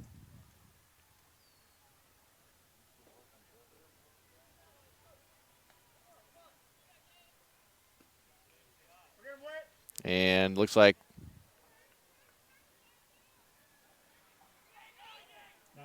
no changes will be made. Everything's good to go. So Whittem took the line drive off the hand, but he's all right.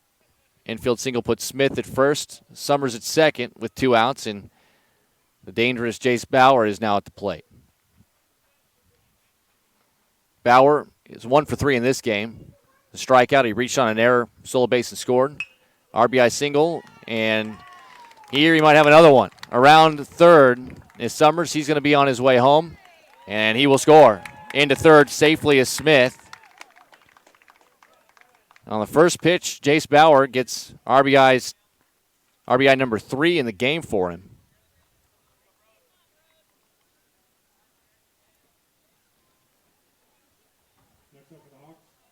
And now Brody Brecht.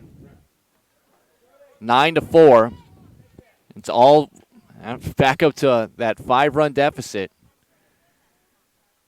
2 in the bottom half of the 4th for Valley and 2 immediately back here in the top of the 5th. As the runner goes, Myers going to throw down there. Runner's going to try to steal home, and they will. That is exactly what you're looking for with the runners on the corner situation. You want that catcher to fire that ball down to second base, and if that is a safe play at second, usually if you get a good jump on the throw down to second base, it's a pretty easy steal of home. And Carter Smith, that's exactly what he does. He steals home here. Stealing second as well as Bauer, as Brecht fouls this out of play. So 0-2 to him. But you do not see that every day. Bauer with 4 stolen bases now in this game. He's at second. Smith steals home. It's 10-4. As 3 are scored here in the top of the 5th for Ankeny. Whittem trying to finish out the inning. 1 strike away from doing so. Big right-handed batter, Brody Brecht, University of Iowa commit. Whittem fires, is fouled straight down.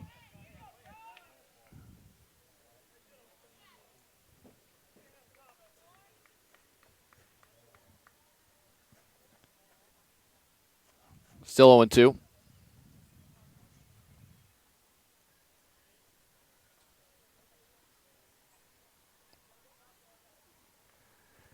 Two outs, 4 singles in the inning. Some aggressive base running. And a misplayed rundown, which allowed what looked to be a pickoff. It turned into a stolen base. And Ankeny showing off how aggressive they can actually be in the stolen base department.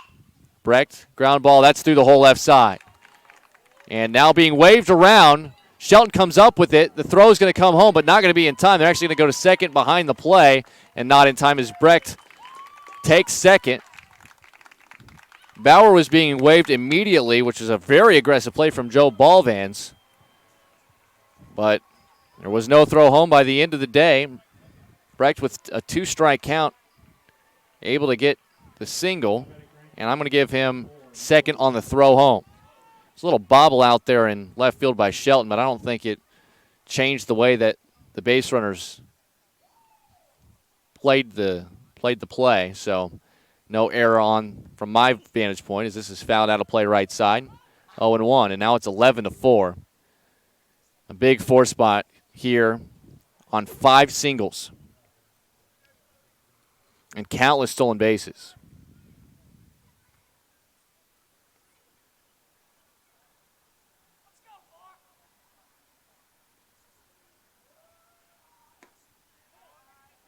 That's a ball. By my count, we have seen 10 steals in this game alone by Ankeny so far. They entered with 26 out of 30 in the doubleheader and had none in the first game. And this one in the dirt. 1-1. Mo Watson, the batter, the cleanup man. He's got Brecht at second with good speed. Watson is 1 for 2. A line out to second in the first, a single RBI in the second, and he drew a walk in the fourth. Pretty big gap out in right center field. The 2-1. And now Whittem will step off and look the runner back to second.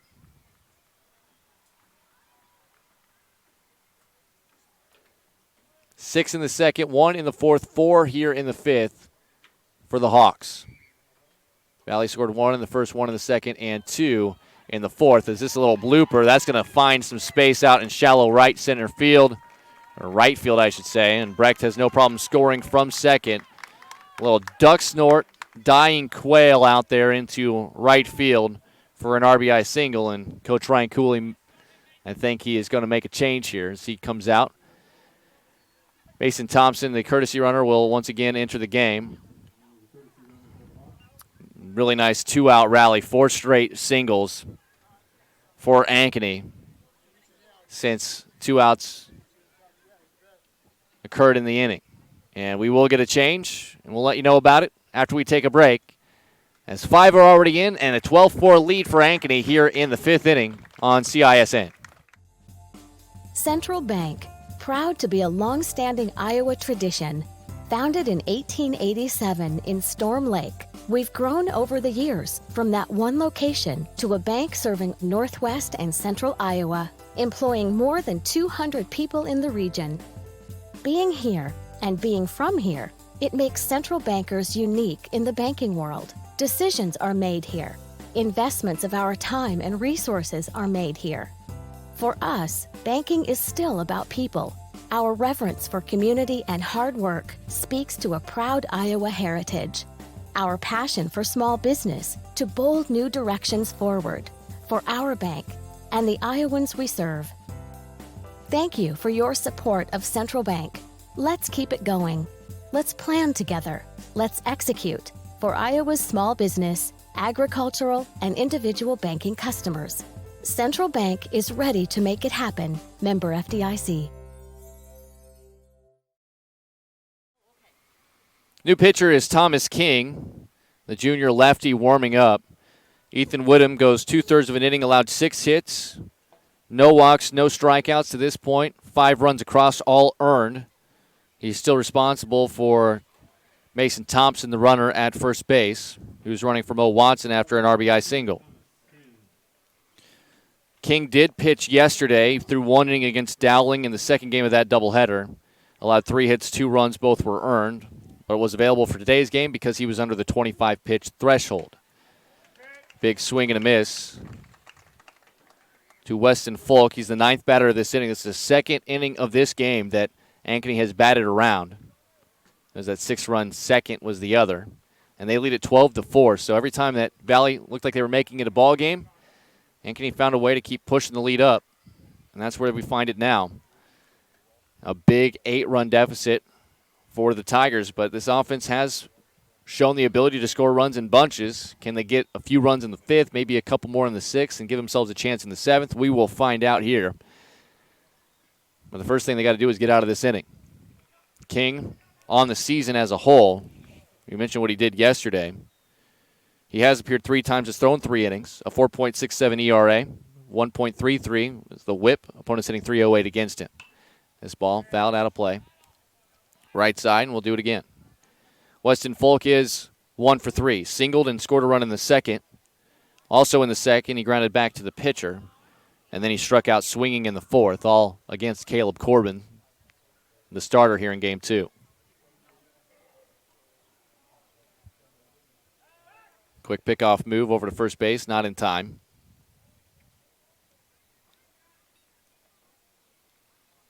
It'll be the middle portion of the order, 3, 4, 5 to be exact for Valley in the bottom of the 5th. And you would think got to start somewhere pretty quickly as there's a swing and a miss Float goes down.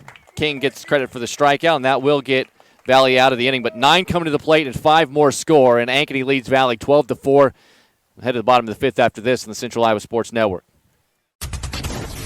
In a recent spring storm, a freak tornado formed and moved through the north side of Shunkirk-Chevy-Waukee. Depending on damage, most new vehicles with minor cosmetic imperfections. Affected new Chevys will be sold for thousands below market value, with a limited number of storm-damaged vehicles available. Time is of the essence to take advantage of this opportunity. You get the rebates and discounts. Now take thousands more off storm-damaged vehicles. Limited time savings. Shunkirk-Chevy-Waukee.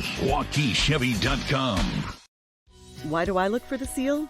It's about trust. Whether I'm buying a car, hiring a contractor, finding a tax preparer, or an honest mechanic, the Better Business Bureau seal means this business meets high standards. When I see the seal, I know I'll get what I pay for. No more taking chances and no more worries.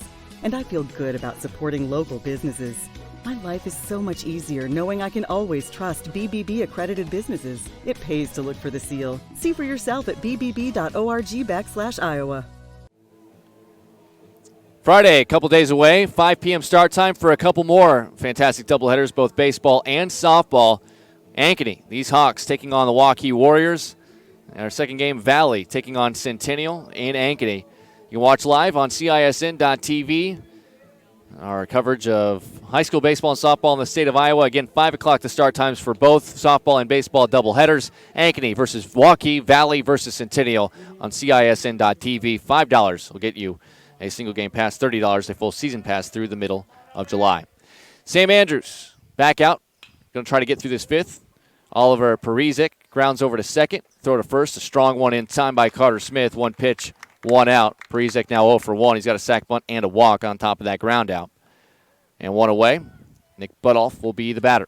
12-4 our score. 5 runs on 6 hits. No errors and 1 were left on base for Ankeny in their half of the 5th. Ethan Whittem, final line for him. We'll get, after this first pitch, a called strike, inner half to Butoff, 0-1. Butoff 0 for 2, struck out looking in the first and grounded to third in the third. All against Andrews, who continues to work through and battle. Got hit around a little bit. Has had some control problems at various points, and that one inside nearly hits Butoff, but he gets out of the way. It's 1-1. That's what you like to see in a kid, especially a high school kid. Things may not be going exactly the way that he wants it to, but he's able to kind of regroup and gather himself and get through a few more innings for you. So you don't have to use up any more arms. Keep everybody you had planned for eligible for Friday's doubleheader. 1-2 the count here to Butoff from Andrews. Swing and a miss. Ball in the dirt. Picked up the throw to first base in time for the out. Completes the strikeout. It's the first strikeout since the second inning for Andrews. His 5th of the game so far, though. And with 2 outs, that'll bring up Casey Stalzer. Ethan Whittem, the pitcher for Valley, 2/3 of an inning of work. Last half inning, he allowed 6 hits, 5 runs all earned with no walks, no strikeouts. He only threw 23 pitches, though, 16 strikes, 7 balls. He is available to pitch if needed on Friday. That pitch, a strike, outside corner, 0-1. Ankeny Centennial, the opponent for Valley on Friday. That will be in Ankeny, as we mentioned, covered by Central Iowa Sports Network. That pitch off the outside corner a little bit. 1-1. Stalzer 0 for 2, struck out looking in the first and then flew out to left field. Kate Summers made the play on him back in the third. Here's the 1-1. That's fouled straight back in toward the parking lot. Pinballs a little bit. 1-2 the count. Jake Auer is on deck. He entered as a defensive replacement for Garrett Helm. As this one slips out of the hand of Andrews all the way back to the backstop. And it's 2-2.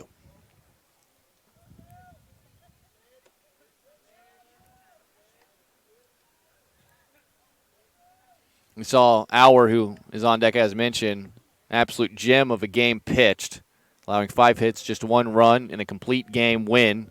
Game 1 of our doubleheader was 6-1 the final in favor of Valley.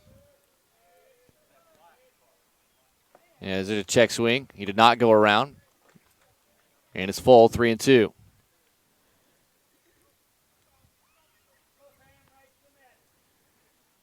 Here's the windup.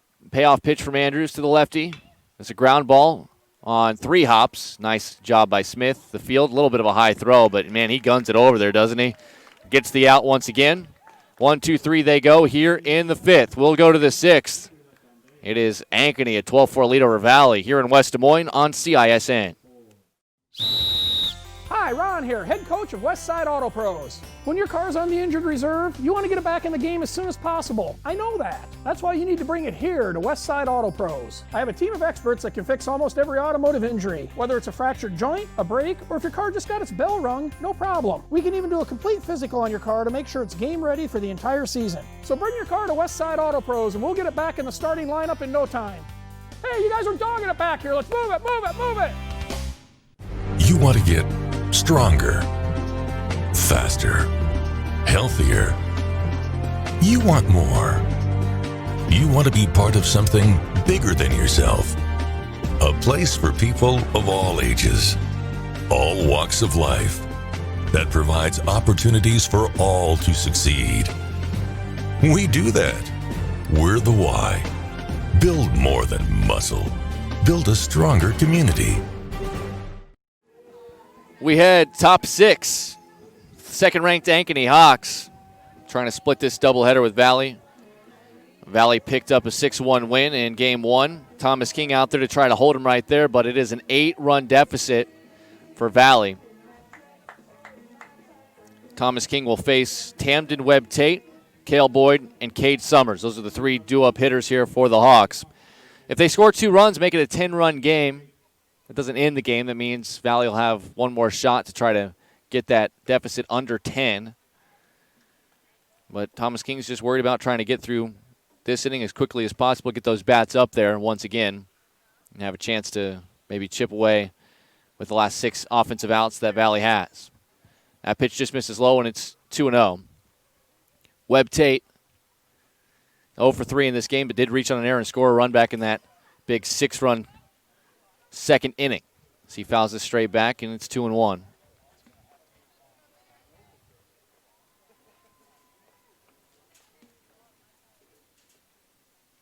The lefty King facing right-handed batter Tamden Webb Tate, who's the DH in this game, batting for the pitcher Sam Andrews, and he takes one in the dirt.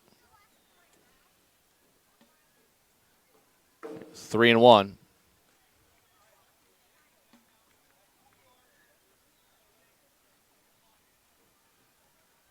Good hitters count here. We'll see how aggressive Webb Tate is. King delivers, and that pitch was kind of curving onto the inside, a check swing, and it did get a piece of the bat, so a foul ball. And that makes it full, 3-2.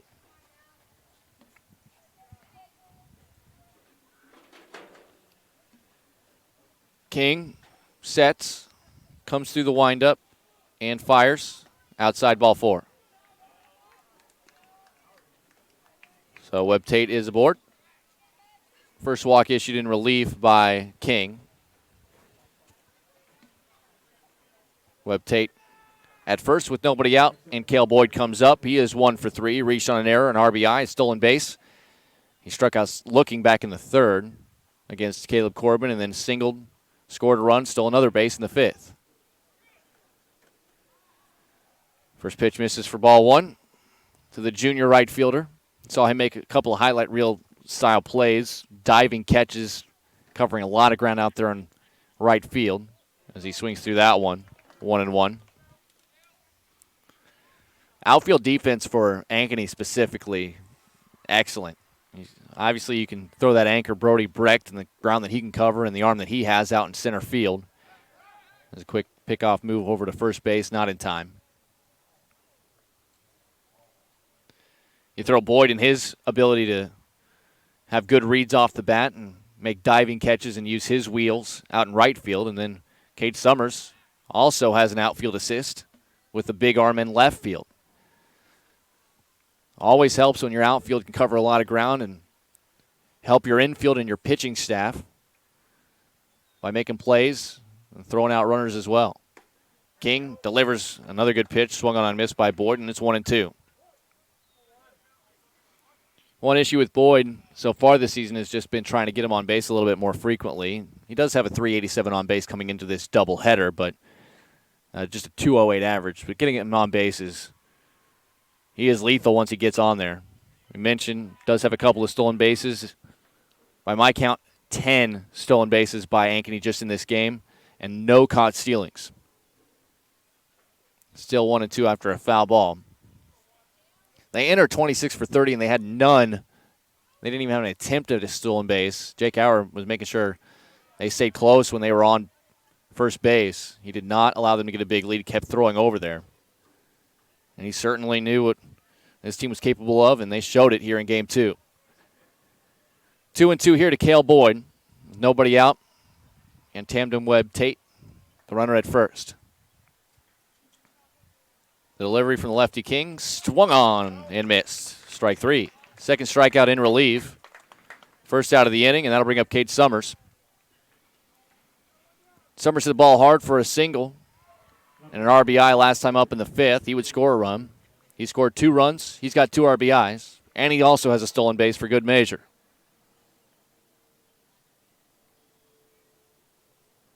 First pitch from King is swung on and missed. That lefty giving him a little bit of problems here when it's on that outside corner. Getting a little arm side action. Kind of hooking away from these right-handed batters, and they're struggling to make contact with it. 12-4, our score. Really could not have a better night for baseball and softball here in West Des Moines. That pitch in at the knees on the inside corner for a strike. 0-2.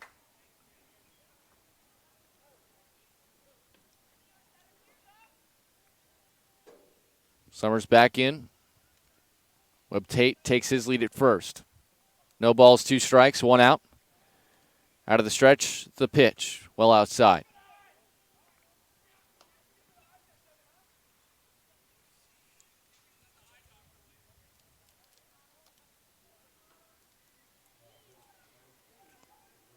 Valley junior lefty Thomas King just wants to try to make a quick inning here and put up a 0. Allow those bats to get back to it. Quick throw behind the runner, not in time. It was a good job behind home plate by Nick Meyer fielding that low pitch. A little bit of a secondary lead from Webb Tate at first base, and he was able to get back with no issue. Still being held on, though, by Butoff. The 2-2. And that's off the end of the bat and kicks fair. It's actually a fair ball. Butoff will grab first base. That hit the lip of the grass in foul territory and kicked back fair. That is still a fair ball as long as it's not touched. And if it's fair, when it is picked up, it is a fair ball. And that's exactly what happened. I think Valley will take that, though. It'll go 3 unassisted on the ground out. Webb Tate taking second on the play. And Colin Riggs, who's hit the ball hard all 3 times, back up for a 4th at bat. He doubled really hard down the hot corner. Garrett Helm was there at the time and could not field the hot shot. That was an RBI, and then eventually Riggs would score a run. He singled up the middle and would score another run in the 4th. And then in the 5th, hit a ball to the warning track out there in left field, but it was fielded by Carson Shelton. 1-0 count to him here with Tamden Webb Tate at second base. Time called. 12-4, Ankeny in control here. Working on trying to get a split of this doubleheader. There's a quick look back by the pitcher, Thomas King. Still hadn't really seen much action at all for Ankeny in their bullpen. Lindsay to believe that maybe Sam Andrews would get a chance at maybe coming back out for the 6th, but we'll find out. 2-0, the count. By my count, Andrews has logged 90 pitches. Now, while we talked about his availability, not an issue pitch count-wise, if his fatigue isn't there and he's continuing to be effective, as there's a ball in the dirt. Fooled Riggs, swung on a miss for a strike, 2-1. But there is a hard cap limit on how much a pitcher can throw, and that number is 110 pitches. So he's 20 away from that. You can go over 110 if you're finishing to a batter, but you cannot start a new batter once you get to that number. I'm sure Ankeny will worry about that when the time comes, as this one is low. 3-1. 2 outs, runner on second. On deck, the top of the Ankeny order, and Carter Smith.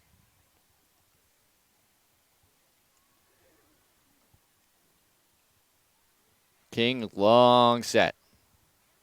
Looks at second, kicks and fires. That ball hit in the air. Another good swing by Riggs, but this one will be easily fielded by Shelton for a can of corn in left field, and that will retire the side. We'll head into the bottom of the 6th. Valley down by 8 to Ankeny right here on CISN. Hi, Ron here, head coach of Westside Auto Pros. When your car's on the injured reserve, you want to get it back in the game as soon as possible. I know that. That's why you need to bring it here to Westside Auto Pros. I have a team of experts that can fix almost every automotive injury. Whether it's a fractured joint, a brake, or if your car just got its bell rung, no problem. We can even do a complete physical on your car to make sure it's game ready for the entire season. So bring your car to Westside Auto Pros and we'll get it back in the starting lineup in no time. Hey, you guys are dogging it back here. Let's move it, move it, move it. You want to get stronger, faster, healthier. You want more. You want to be part of something bigger than yourself. A place for people of all ages, all walks of life, that provides opportunities for all to succeed. We do that. We're the why. Build more than muscle. Build a stronger community. 12-4, it is Ankeny with an 8-run lead. Sam Andrews back out for a 6th inning of work. Jake Auer is due up to bat. He came on as a defensive replacement for Garrett Helm. Helm was 1 for 1 with 2 runs scored. Auer also did not bat in the first game, as he was the pitcher. I wanted him to just worry about pitching.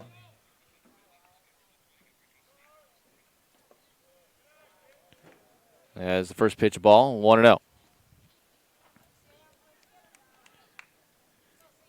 As mentioned, Andrews at 90 pitches.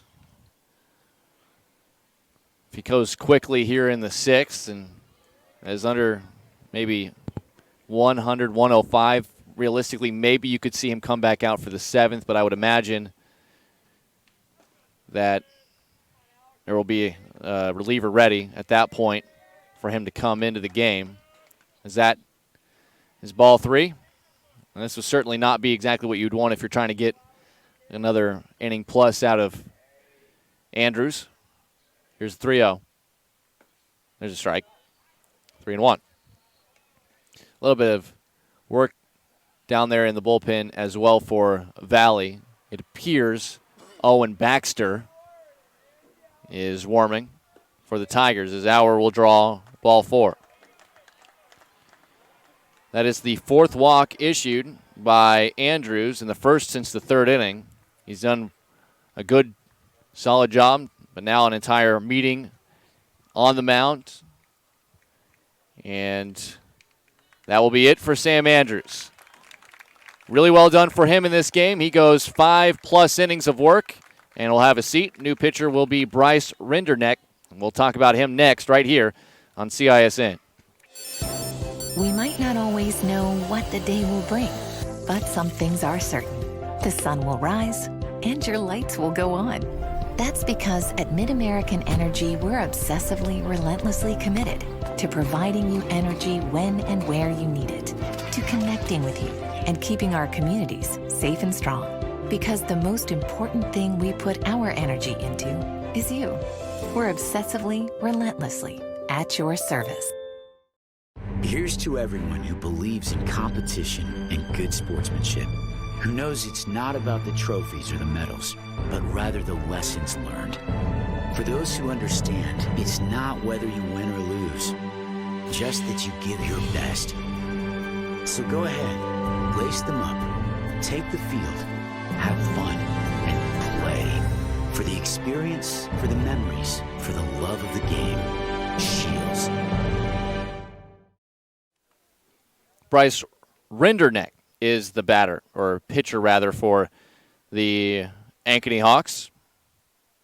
Right-hander finishes his warm-up tosses, and he's ready to go. He is a senior. 2 appearances, 1 start. He has 1 for 1 and 1. 7 innings of work, a .95 earned run average, .68 the whip, which is the walks plus hits per innings pitched, and opponents just hitting 120 against him. He has struck out 10 batters in 7 innings and has only walked 2. Those are some big-time numbers here. You'd imagine Ankeny would like to have him ready to go for Friday, which means all he really has to do is stay under 40 pitches. 41 pitches to be exact. If he throws exactly 40, he is still eligible to pitch on Friday. But right now, he enters the game with a runner on first and nobody out in the Valley half of the 6th inning. And the first pitch misses to pinch hitter Noah Least. Least did have a pinch hit appearance in game 1. Did go 0 for 1 as there's a strike. It's 1-1 to him. He's batting for Carson Shelton, who went 0 for 2 in the game. No other changes. Andrews was just lifted. He was not in the batting order as this big hook comes in low. 2-1. Don't have the final line for Andrews yet because he is responsible for the runner at first base. That's Jake Auer. Pinch hit, if you will. He entered as a defensive replacement. His first at-bat since coming on as a substitution and drew a walk. This pitch, just a little bit high, maybe outside, and it's 3-1.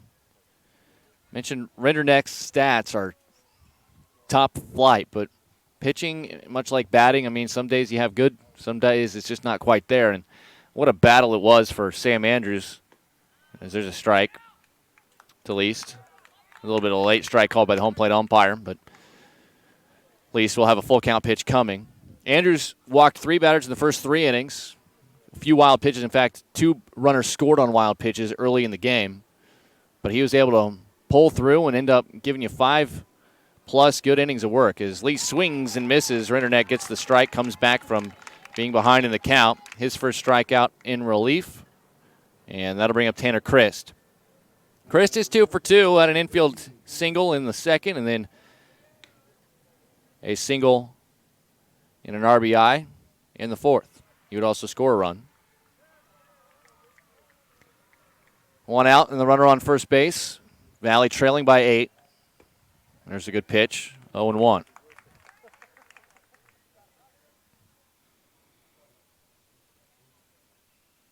Final pitch count for Andrews, by the way, was 95 by my count. 51 strikes, 44 balls. Runner goes, and Chris fouls us back, so he'll have to go back. And it's 0-2 to the senior shortstop. Now, the reason the pitch count really didn't matter was as soon as you got over 41 pitches, he was not going to be eligible to pitch Friday. And with Saturday and Sunday as off days, might as well use him as long as he can go. Don't have to worry about him missing any more games eligibility for the mound. And he'll be eligible to pitch again next Monday when Johnston will come to Ankeny to face these Hawks. It's a little ground ball, softly hit over to third, but it bounces off of Riggs. It was such a slow roller. It'll be interesting to see how that is scored. Likely E5. And it is. So Bobby Cobine will bat here for the sophomore catcher, Nick Meyer. Cobine did start game 1. Junior backstop. He's got runners on first and second. And just the 1 out. The first pitch misses for a ball, 1-0. Cobine in game 1 batted in the 7-hole, but did go 0 for 3. Pop up in foul territory, which was an amazing catch by Cale Boyd, diving into foul ground. Another fly out to right, and then a ground out to third. That pitch just misses, and it's 2-0. Valley is down to their last 5 offensive outs, but with runners on first and second here and just 1 out, lace a couple of hits together, get this top of the order and the meat of the order back up here just in this 6th inning. It is still a possibility to be a game as this is foul tipped right off the mask of the catcher, Mo Watson. As typically done, the masked men behind the plate kind of look out for each other. When the catcher eats one, like he did just there, the home plate umpire will buy him some time, walk out in between the mound and the plate, maybe brush off home plate, allow the catcher to get his bearings, and same could be said for when the umpire takes one. The catcher sometimes will walk out and talk to his pitcher for a little bit of time, as there's a swing and a miss by Combine, and it's 2-2. Meyer, by the way, the backstop, went 0 for 2 in his 2 plate appearances in this game before being lifted for the pinch hitter Combine here in the 6th. Renderneck delivers a 2-2. Check swing in the dirt, gets away. Both runners will advance. So now the wild pitch takes out the force outs in a potential double play.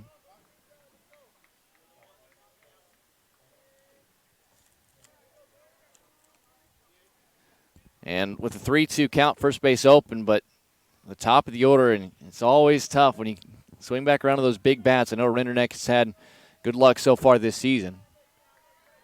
But here's a 3-2, and it's low and away, ball 4. So this is an important situation here for Valley as the door open a little bit to try to trim up what is still a large deficit, 12-4.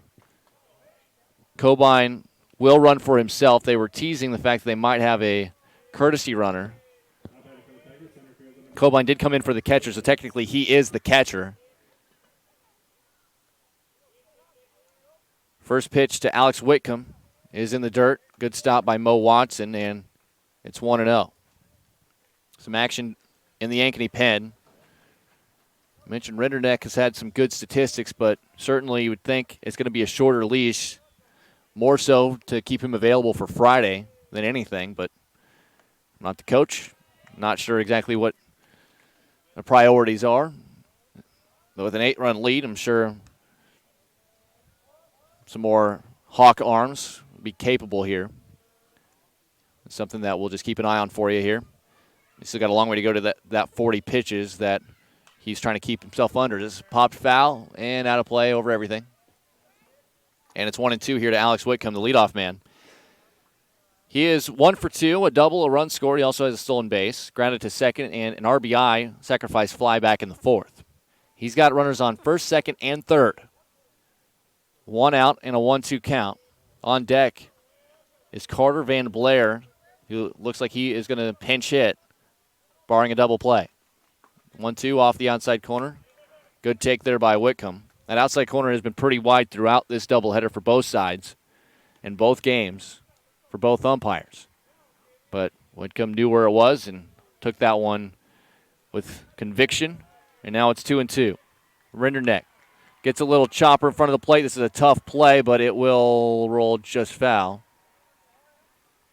That was close, and Mo Watson just ever so, pretty nonchalant about it. He, of course, had a good view of it, but if it was to turn a little bit more fair, you never know, might have hit a piece of dirt the wrong way and might have found a way to land on the line. If it did so, it would have been in play.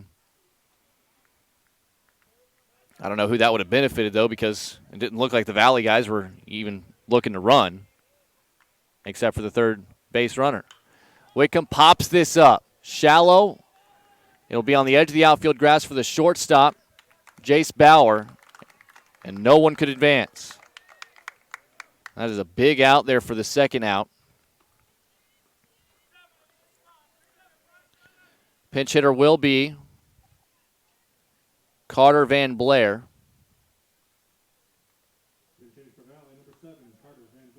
The junior comes in. This was Caleb Corbin's spot.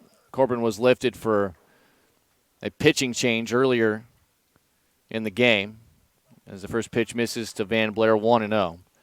Van Blair has had one at-bat this entire season, and he's 0 for 1.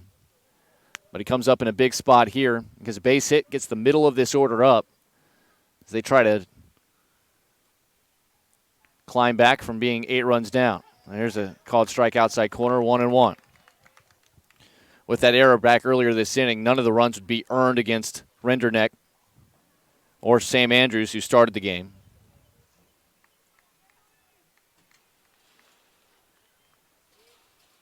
The kick and the pitch.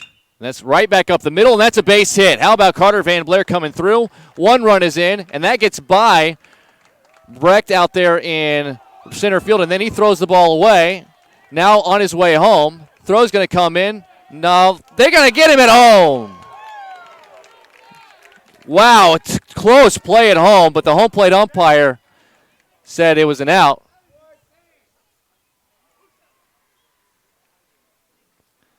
And that'll do it and retire the side. 2 runs come home.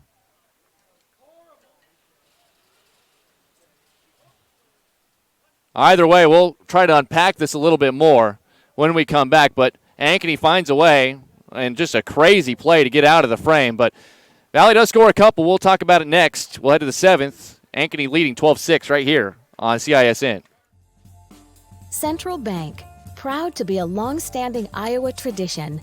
Founded in 1887 in Storm Lake, we've grown over the years from that one location to a bank serving northwest and central Iowa, employing more than 200 people in the region.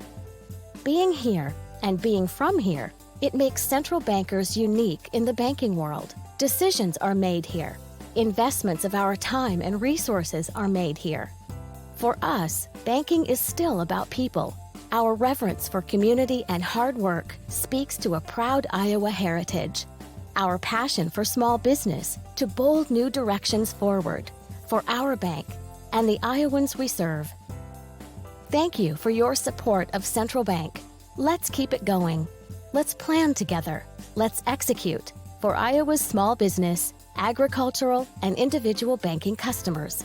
Central Bank is ready to make it happen. Member FDIC. All right, so we're back. We'll give you the new information on the new pitcher here for the Valley Tigers, but just to recap what we saw, the inning-ending play, it was a single by Carter Van Blair to center field. It was 2 RBIs as 2 runs were going to score on the play regardless. Auer was waved around. He scored. He was at third. Noah Lease at second. He came around to score. Or pardon, Tanner Chris, my mistake. Chris came around to score. And then Bobby Cobine on his way to third base. Brody Brecht misplayed the ball a little bit in center, and his throw to third base was wild. Cobine, last minute, took off for home thinking that he could make it. And I believe it was the third baseman, Colin Riggs, who trekked the ball down. Might have been the shortstop. I could not see if it was Bauer or Riggs over there in the corner by the Ankeny dugout, but threw the ball home. Mo Watson applied a tag. It was a bang-bang play at home. The Valley dugout and fans really did not think that it was out. Home plate umpire, though, called him out. That ended the inning there. So 2 runs did score. It's 12-6 now. And we start the top of the 7th inning at the top of the order here for Ankeny. So hopefully that answers any questions. But that was a big play. If that run is safe, it's 12-7. A runner still out there in the middle of the order still coming up here for Valley, but it was a good job. It's a good job as the late time call is Ryan Cooley is grabbing a foul ball or a pass ball. The ball went away. Everybody was ready for play, and nobody saw him back there, but they did make the adjustment before they threw the pitch. Carter Smith digs back in, and the 1-0 is a line drive out into center field. It'll drop in front of Whitcomb for a base hit. Smith, his second hit of the game, he's 2 for 4. The new pitcher for Valley.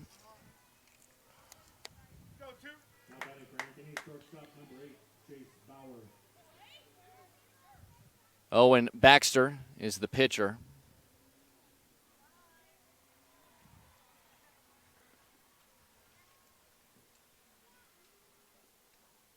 Quick pickoff throw, just kind of lobbed over there by Baxter. Baxter this season, 2 appearances. He's thrown 2 innings. He's allowed 2 hits. Struck out 1, an ERA of nothing, a whip of 1. Opponent's hitting 200 against him. As Jace Bauer up, a lefty batter, and fouls it straight back, 0-1.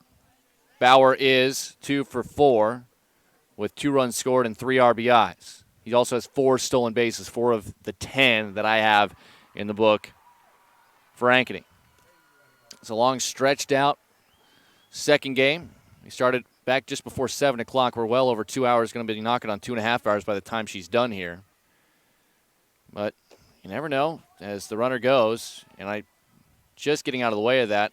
A tag applied not in time. Another steal for Valley, or for Ankeny rather, as Carter Smith gets this one.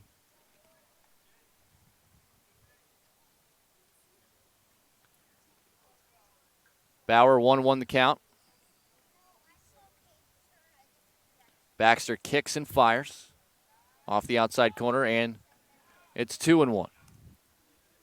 Final line on Thomas King. 1 1/3 innings of work. Did not allow a hit. This one outside. He did walk 1, no runs, by the way, for King. He struck out 2, threw 26 pitches, 15 strikes, 11 balls. He will be available to be used as a pitcher on Friday for Valley against Ankeny Centennial. 3-1 here. That's a strike on the outer half. And it's full 3-2. Smith.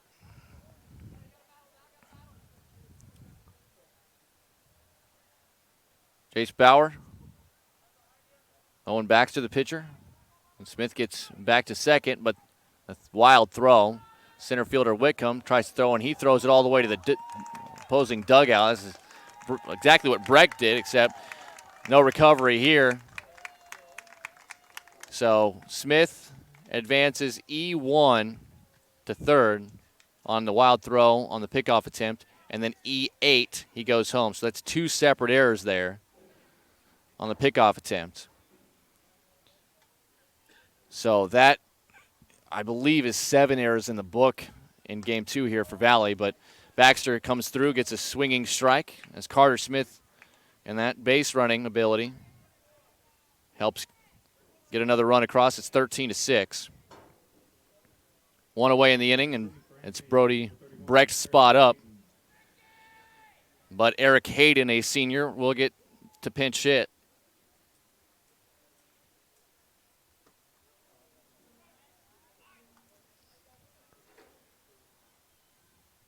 One 1-0 to Hayden with the bases empty. He's 0 for 2 so far this season, is Hayden. A couple of pinch hit attempts.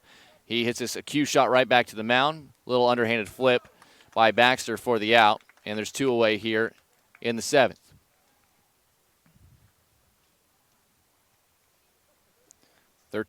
Our score.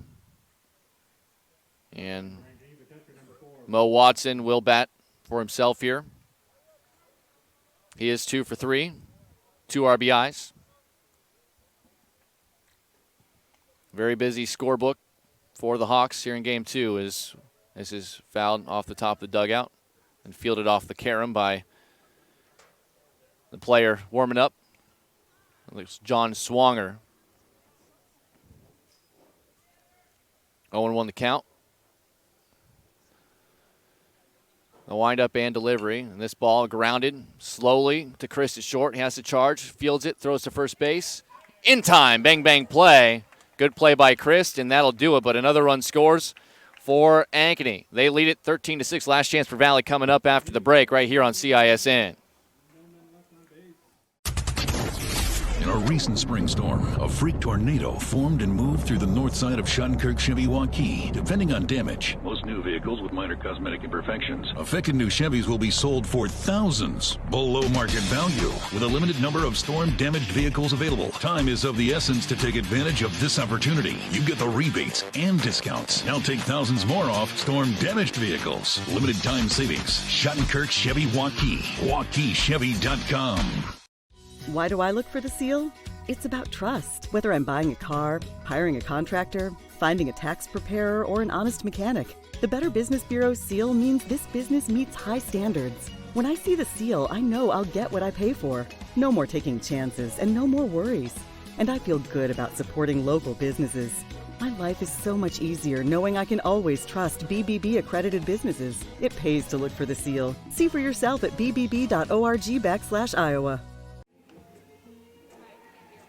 New pitcher for Ankeny to try to finish it out with a 13-6 lead. It is Will Johnson. Johnson is a junior, 2 appearances so far, he's 0-1 on the year, 6 innings of work, a 3.32 earned run average, a 1.26 whip, and opponents hitting 136 against him.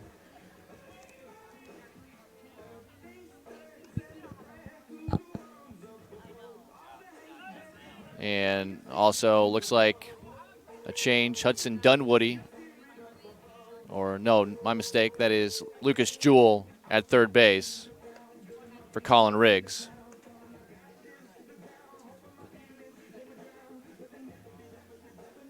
A lot of changes, but we'll try to get them to you as players are making plays around the diamond.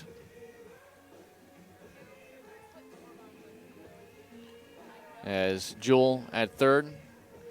Looks like Cooper Cox is going to enter. He's going to take over for Brecht in center field, who was warming up as if he was going to re-enter. So Brecht is out. Looks like those are the only changes I can tell. So Cooper Cox in center. So lines for Sam Andrews, who never got to this. Cox actually is going to move to left field. Cale Boyd will be in center. As Oliver Parizek will bat to face the right-hander Johnson. First pitch misses, 1-0.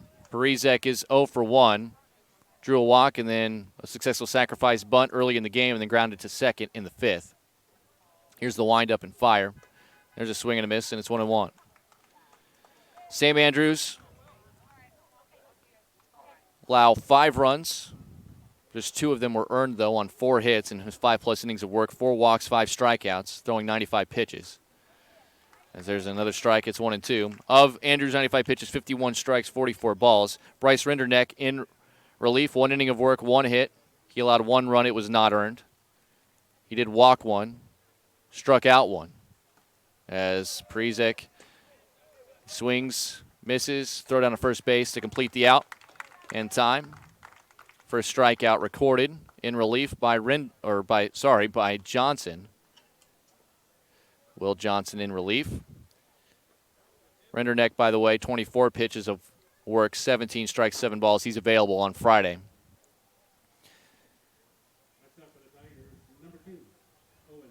Owen Baxter is going to bat here for Nick Butoff. Came on as a new pitcher.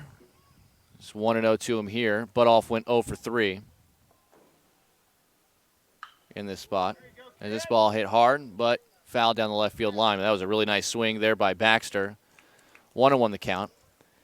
Baxter, this is his first at-bat of the young season.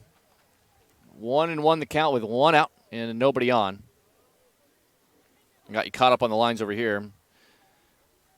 Baxter, 1 quick inning of work on the hill.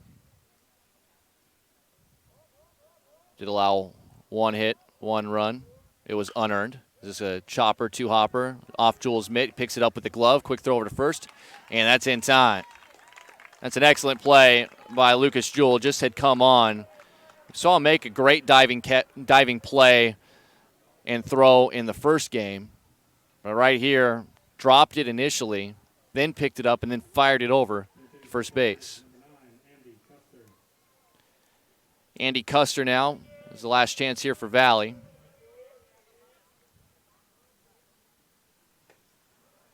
Another junior. Takes a strike, 0-1. Casey Stalzer in this spot was 0-for-3. It's 0-1 the count. Here, Will Johnson bounces this one in, and it's 1-1. Finishing the line on Baxter, 1 inning of work, 1 hit, 1 run. It was unearned. 1 strikeout, no walks. He only threw 12 pitches, 7 strikes, 5 balls. He is available on Friday as well. The 1-1 pitch to Custer. And there for a strike, and it's 1-2. So Valley now down the last strike. Really a tale of 2 games. This game, both sides, a little bit sloppier. First game was very, very neat and tidy. Good pitching. There's strike 3 outside corner, and that'll do it. 2 strikeouts and a clean inning of work from Will Johnson. And that'll wrap things up, but the job is done. The team split. Ankeny picks up a Game 2 win by a score of 13-6. We'll go ahead and step aside and take a break. When we come back, we'll have the final numbers for you for Game 2. Right after this, it is high school baseball on the Central Iowa Sports Network. In a recent spring storm, a freak tornado formed and moved through the north side of Shunkirk-Chevy-Waukee. Depending on damage, most new vehicles with minor cosmetic imperfections. Affected new Chevys will be sold for thousands below market value, with a limited number of storm-damaged vehicles available. Time is of the essence to take advantage of this opportunity. You get the rebates and discounts. Now take thousands more off storm-damaged vehicles. Limited time savings. Shunkirk-Chevy-Waukee. WaukeeChevy.com. Why do I look for the seal? It's about trust. Whether I'm buying a car, hiring a contractor, finding a tax preparer, or an honest mechanic, the Better Business Bureau seal means this business meets high standards. When I see the seal, I know I'll get what I pay for. No more taking chances and no more worries. And I feel good about supporting local businesses. My life is so much easier knowing I can always trust BBB accredited businesses. It pays to look for the seal. See for yourself at bbb.org/Iowa. Hi, Ron here, head coach of Westside Auto Pros. When your car's on the injured reserve, you want to get it back in the game as soon as possible. I know that. That's why you need to bring it here to Westside Auto Pros. I have a team of experts that can fix almost every automotive injury. Whether it's a fractured joint, a brake, or if your car just got its bell rung, no problem. We can even do a complete physical on your car to make sure it's game ready for the entire season. So bring your car to Westside Auto Pros and we'll get it back in the starting lineup in no time. Hey, you guys are dogging it back here. Let's move it, move it, move it. You want to get stronger, faster, healthier. You want more. You want to be part of something bigger than yourself. A place for people of all ages, all walks of life, that provides opportunities for all to succeed. We do that. We're the why. Build more than muscle. Build a stronger community. We might not always know what the day will bring, but some things are certain. The sun will rise and your lights will go on. That's because at MidAmerican Energy, we're obsessively, relentlessly committed to providing you energy when and where you need it, to connecting with you and keeping our communities safe and strong. Because the most important thing we put our energy into is you. We're obsessively, relentlessly at your service. Here's to everyone who believes in competition and good sportsmanship, who knows it's not about the trophies or the medals, but rather the lessons learned. For those who understand, it's not whether you win or lose, just that you give your best. So go ahead, lace them up, take the field, have fun, and play. For the experience, for the memories, for the love of the game. Shields. Central Bank, proud to be a long-standing Iowa tradition. Founded in 1887 in Storm Lake, we've grown over the years from that one location to a bank serving northwest and central Iowa, employing more than 200 people in the region. Being here and being from here, it makes Central Bankers unique in the banking world. Decisions are made here. Investments of our time and resources are made here. For us, banking is still about people. Our reverence for community and hard work speaks to a proud Iowa heritage. Our passion for small business to bold new directions forward for our bank and the Iowans we serve. Thank you for your support of Central Bank. Let's keep it going. Let's plan together. Let's execute for Iowa's small business, agricultural, and individual banking customers.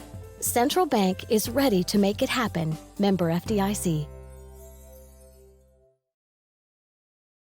Back here one final time, Game 2 in the books. Ankeny, second-ranked team, according to the Iowa High School Coaches Association in baseball. They moved to 6-4 with a 13-6 Game 2 win, salvaging the doubleheader and get a split. Valley falls to 4-5 on the year. Let's go ahead and get straight to the numbers. Ankeny, 13 runs on 13 hits. They committed 3 defensive errors. 6 were left on base. For Valley, 6 runs on 5 hits. They committed 7 errors. Defensively, 5 were left on base. Sam Andrews picks up the win. He's 2-0 for the Hawks. Caleb Corbin picks up the loss. on the mound. He is 0-2 on the season. Game time, 2 hours, 24 minutes. For Ankeny, Carter Smith led off. He went 2 for 4 with 2 runs scored. Jace Bauer went 2 for 5. He had 2 runs scored and 3 RBIs. Brody Brecht went 2 for 4, a run scored and an RBI. Eric Hayden went 0 for 1 as a pinch hitter late in the game. Mo Watson went 2 for 4 with 2 RBIs. Weston Folk went 1 for 4 with the run scored. Tamden Webb Tate went 0 for 3. He did score a run. I missed Weston Folk there. He went 1 for 4 as well with the run scored. Cale Boyd went 1 for 4. He had 2 runs scored and an RBI. Cade Summers went 1 for 4 with 2 runs scored and 2 RBIs. And Colin Riggs 2 for 4 with 2 runs scored and an RBI. Busy box score there for the Ankeny Hawks. On the mound, Sam Andrews, the sophomore, 5+ innings of work, 4 hits, 5 runs. Just 2 of them were earned, however. 4 walks, 5 strikeouts, 95 pitches, 51 were strikes, 44 balls. He will be available at the earliest next Monday. Bryce Rinderneck came on in relief, pitched 1 inning of work, 1 hit, 1 run. It was unearned with 1 walk and 1 strikeout, 24 pitches.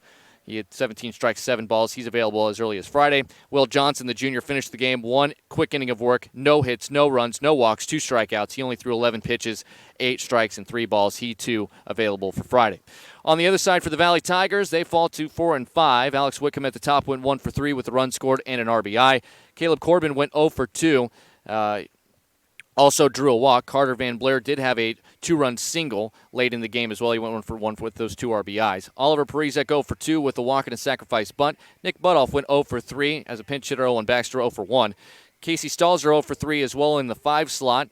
Andy Custer went 0 for 1, hitting for him late in the game. Garrett Helm went 1 for 1. He had 2 runs scored. He also walked twice. Pinch hitter Jake Auer actually scored a run after he drew a walk as well. Carson Shelton went 0 for 2. Noah Lease went 0 for 1, hitting for him in the 7 slot. Tanner Chris went 2 for 3. Good game for him. He had 2 runs scored and an RBI. And Nick Meyer went 0 for 2. He was pinch hit for by Bobby Cobine late in the game. He drew a walk and did not score a run. 4 pitchers saw the mound in Game 2 for the Valley Tigers. Caleb Corbin, the starter, went 4 innings, 6 hits, 7 runs. Just 2 were earned, however, with 1 walk and 4 strikeouts, 77 pitches, 54 strikes, and 23 balls. Ethan Woodham came on after that. The junior, 2/3 of an inning of work, 6 hits, 5 runs. 5 were earned with no walks, no strikeouts, 23 pitches, 16 strikes, 7 balls. Thomas King, the junior, went 1 1/3 innings of work, no hits, no runs, just 1 walk and 2 strikeouts, 26 pitches for him, 15 strikes, 11 balls. And Owen Baxter, the junior, got the 7th inning of work. He went 1 inning, 1 hit, 1 run. It was unearned with no walks and 1 strikeout. 12 pitches for him, 7 strikes, and 5 balls. Corbin's not available until Monday. Whittem, King, and Baxter all could pitch as early as Friday. Valley Friday is going to be taking on Ankeny Centennial. That is at Ankeny Centennial this Friday. For Ankeny Hawks, the Ankeny Hawks themselves, they will be taking on Waukee, and that will be at home. You can watch that. Both of those games actually will be available for you on CISN.TV. We'll have the coverage for you there, both baseball and softball, as those 2 doubleheaders take place this Friday in what should be a hot sauna-like day in central Iowa. Big thanks to our entire crew. Devin Taylor, our director and producer. Big thanks to Reese Webb for his camera work today as well. My name's Emery Songer. We had a full split today. Game 1 went to the Valley Tigers 6-1. Ankeny got Game 2 13-6. We appreciate you for joining us. This has been High School Baseball live right here on the Central Iowa Sports Network.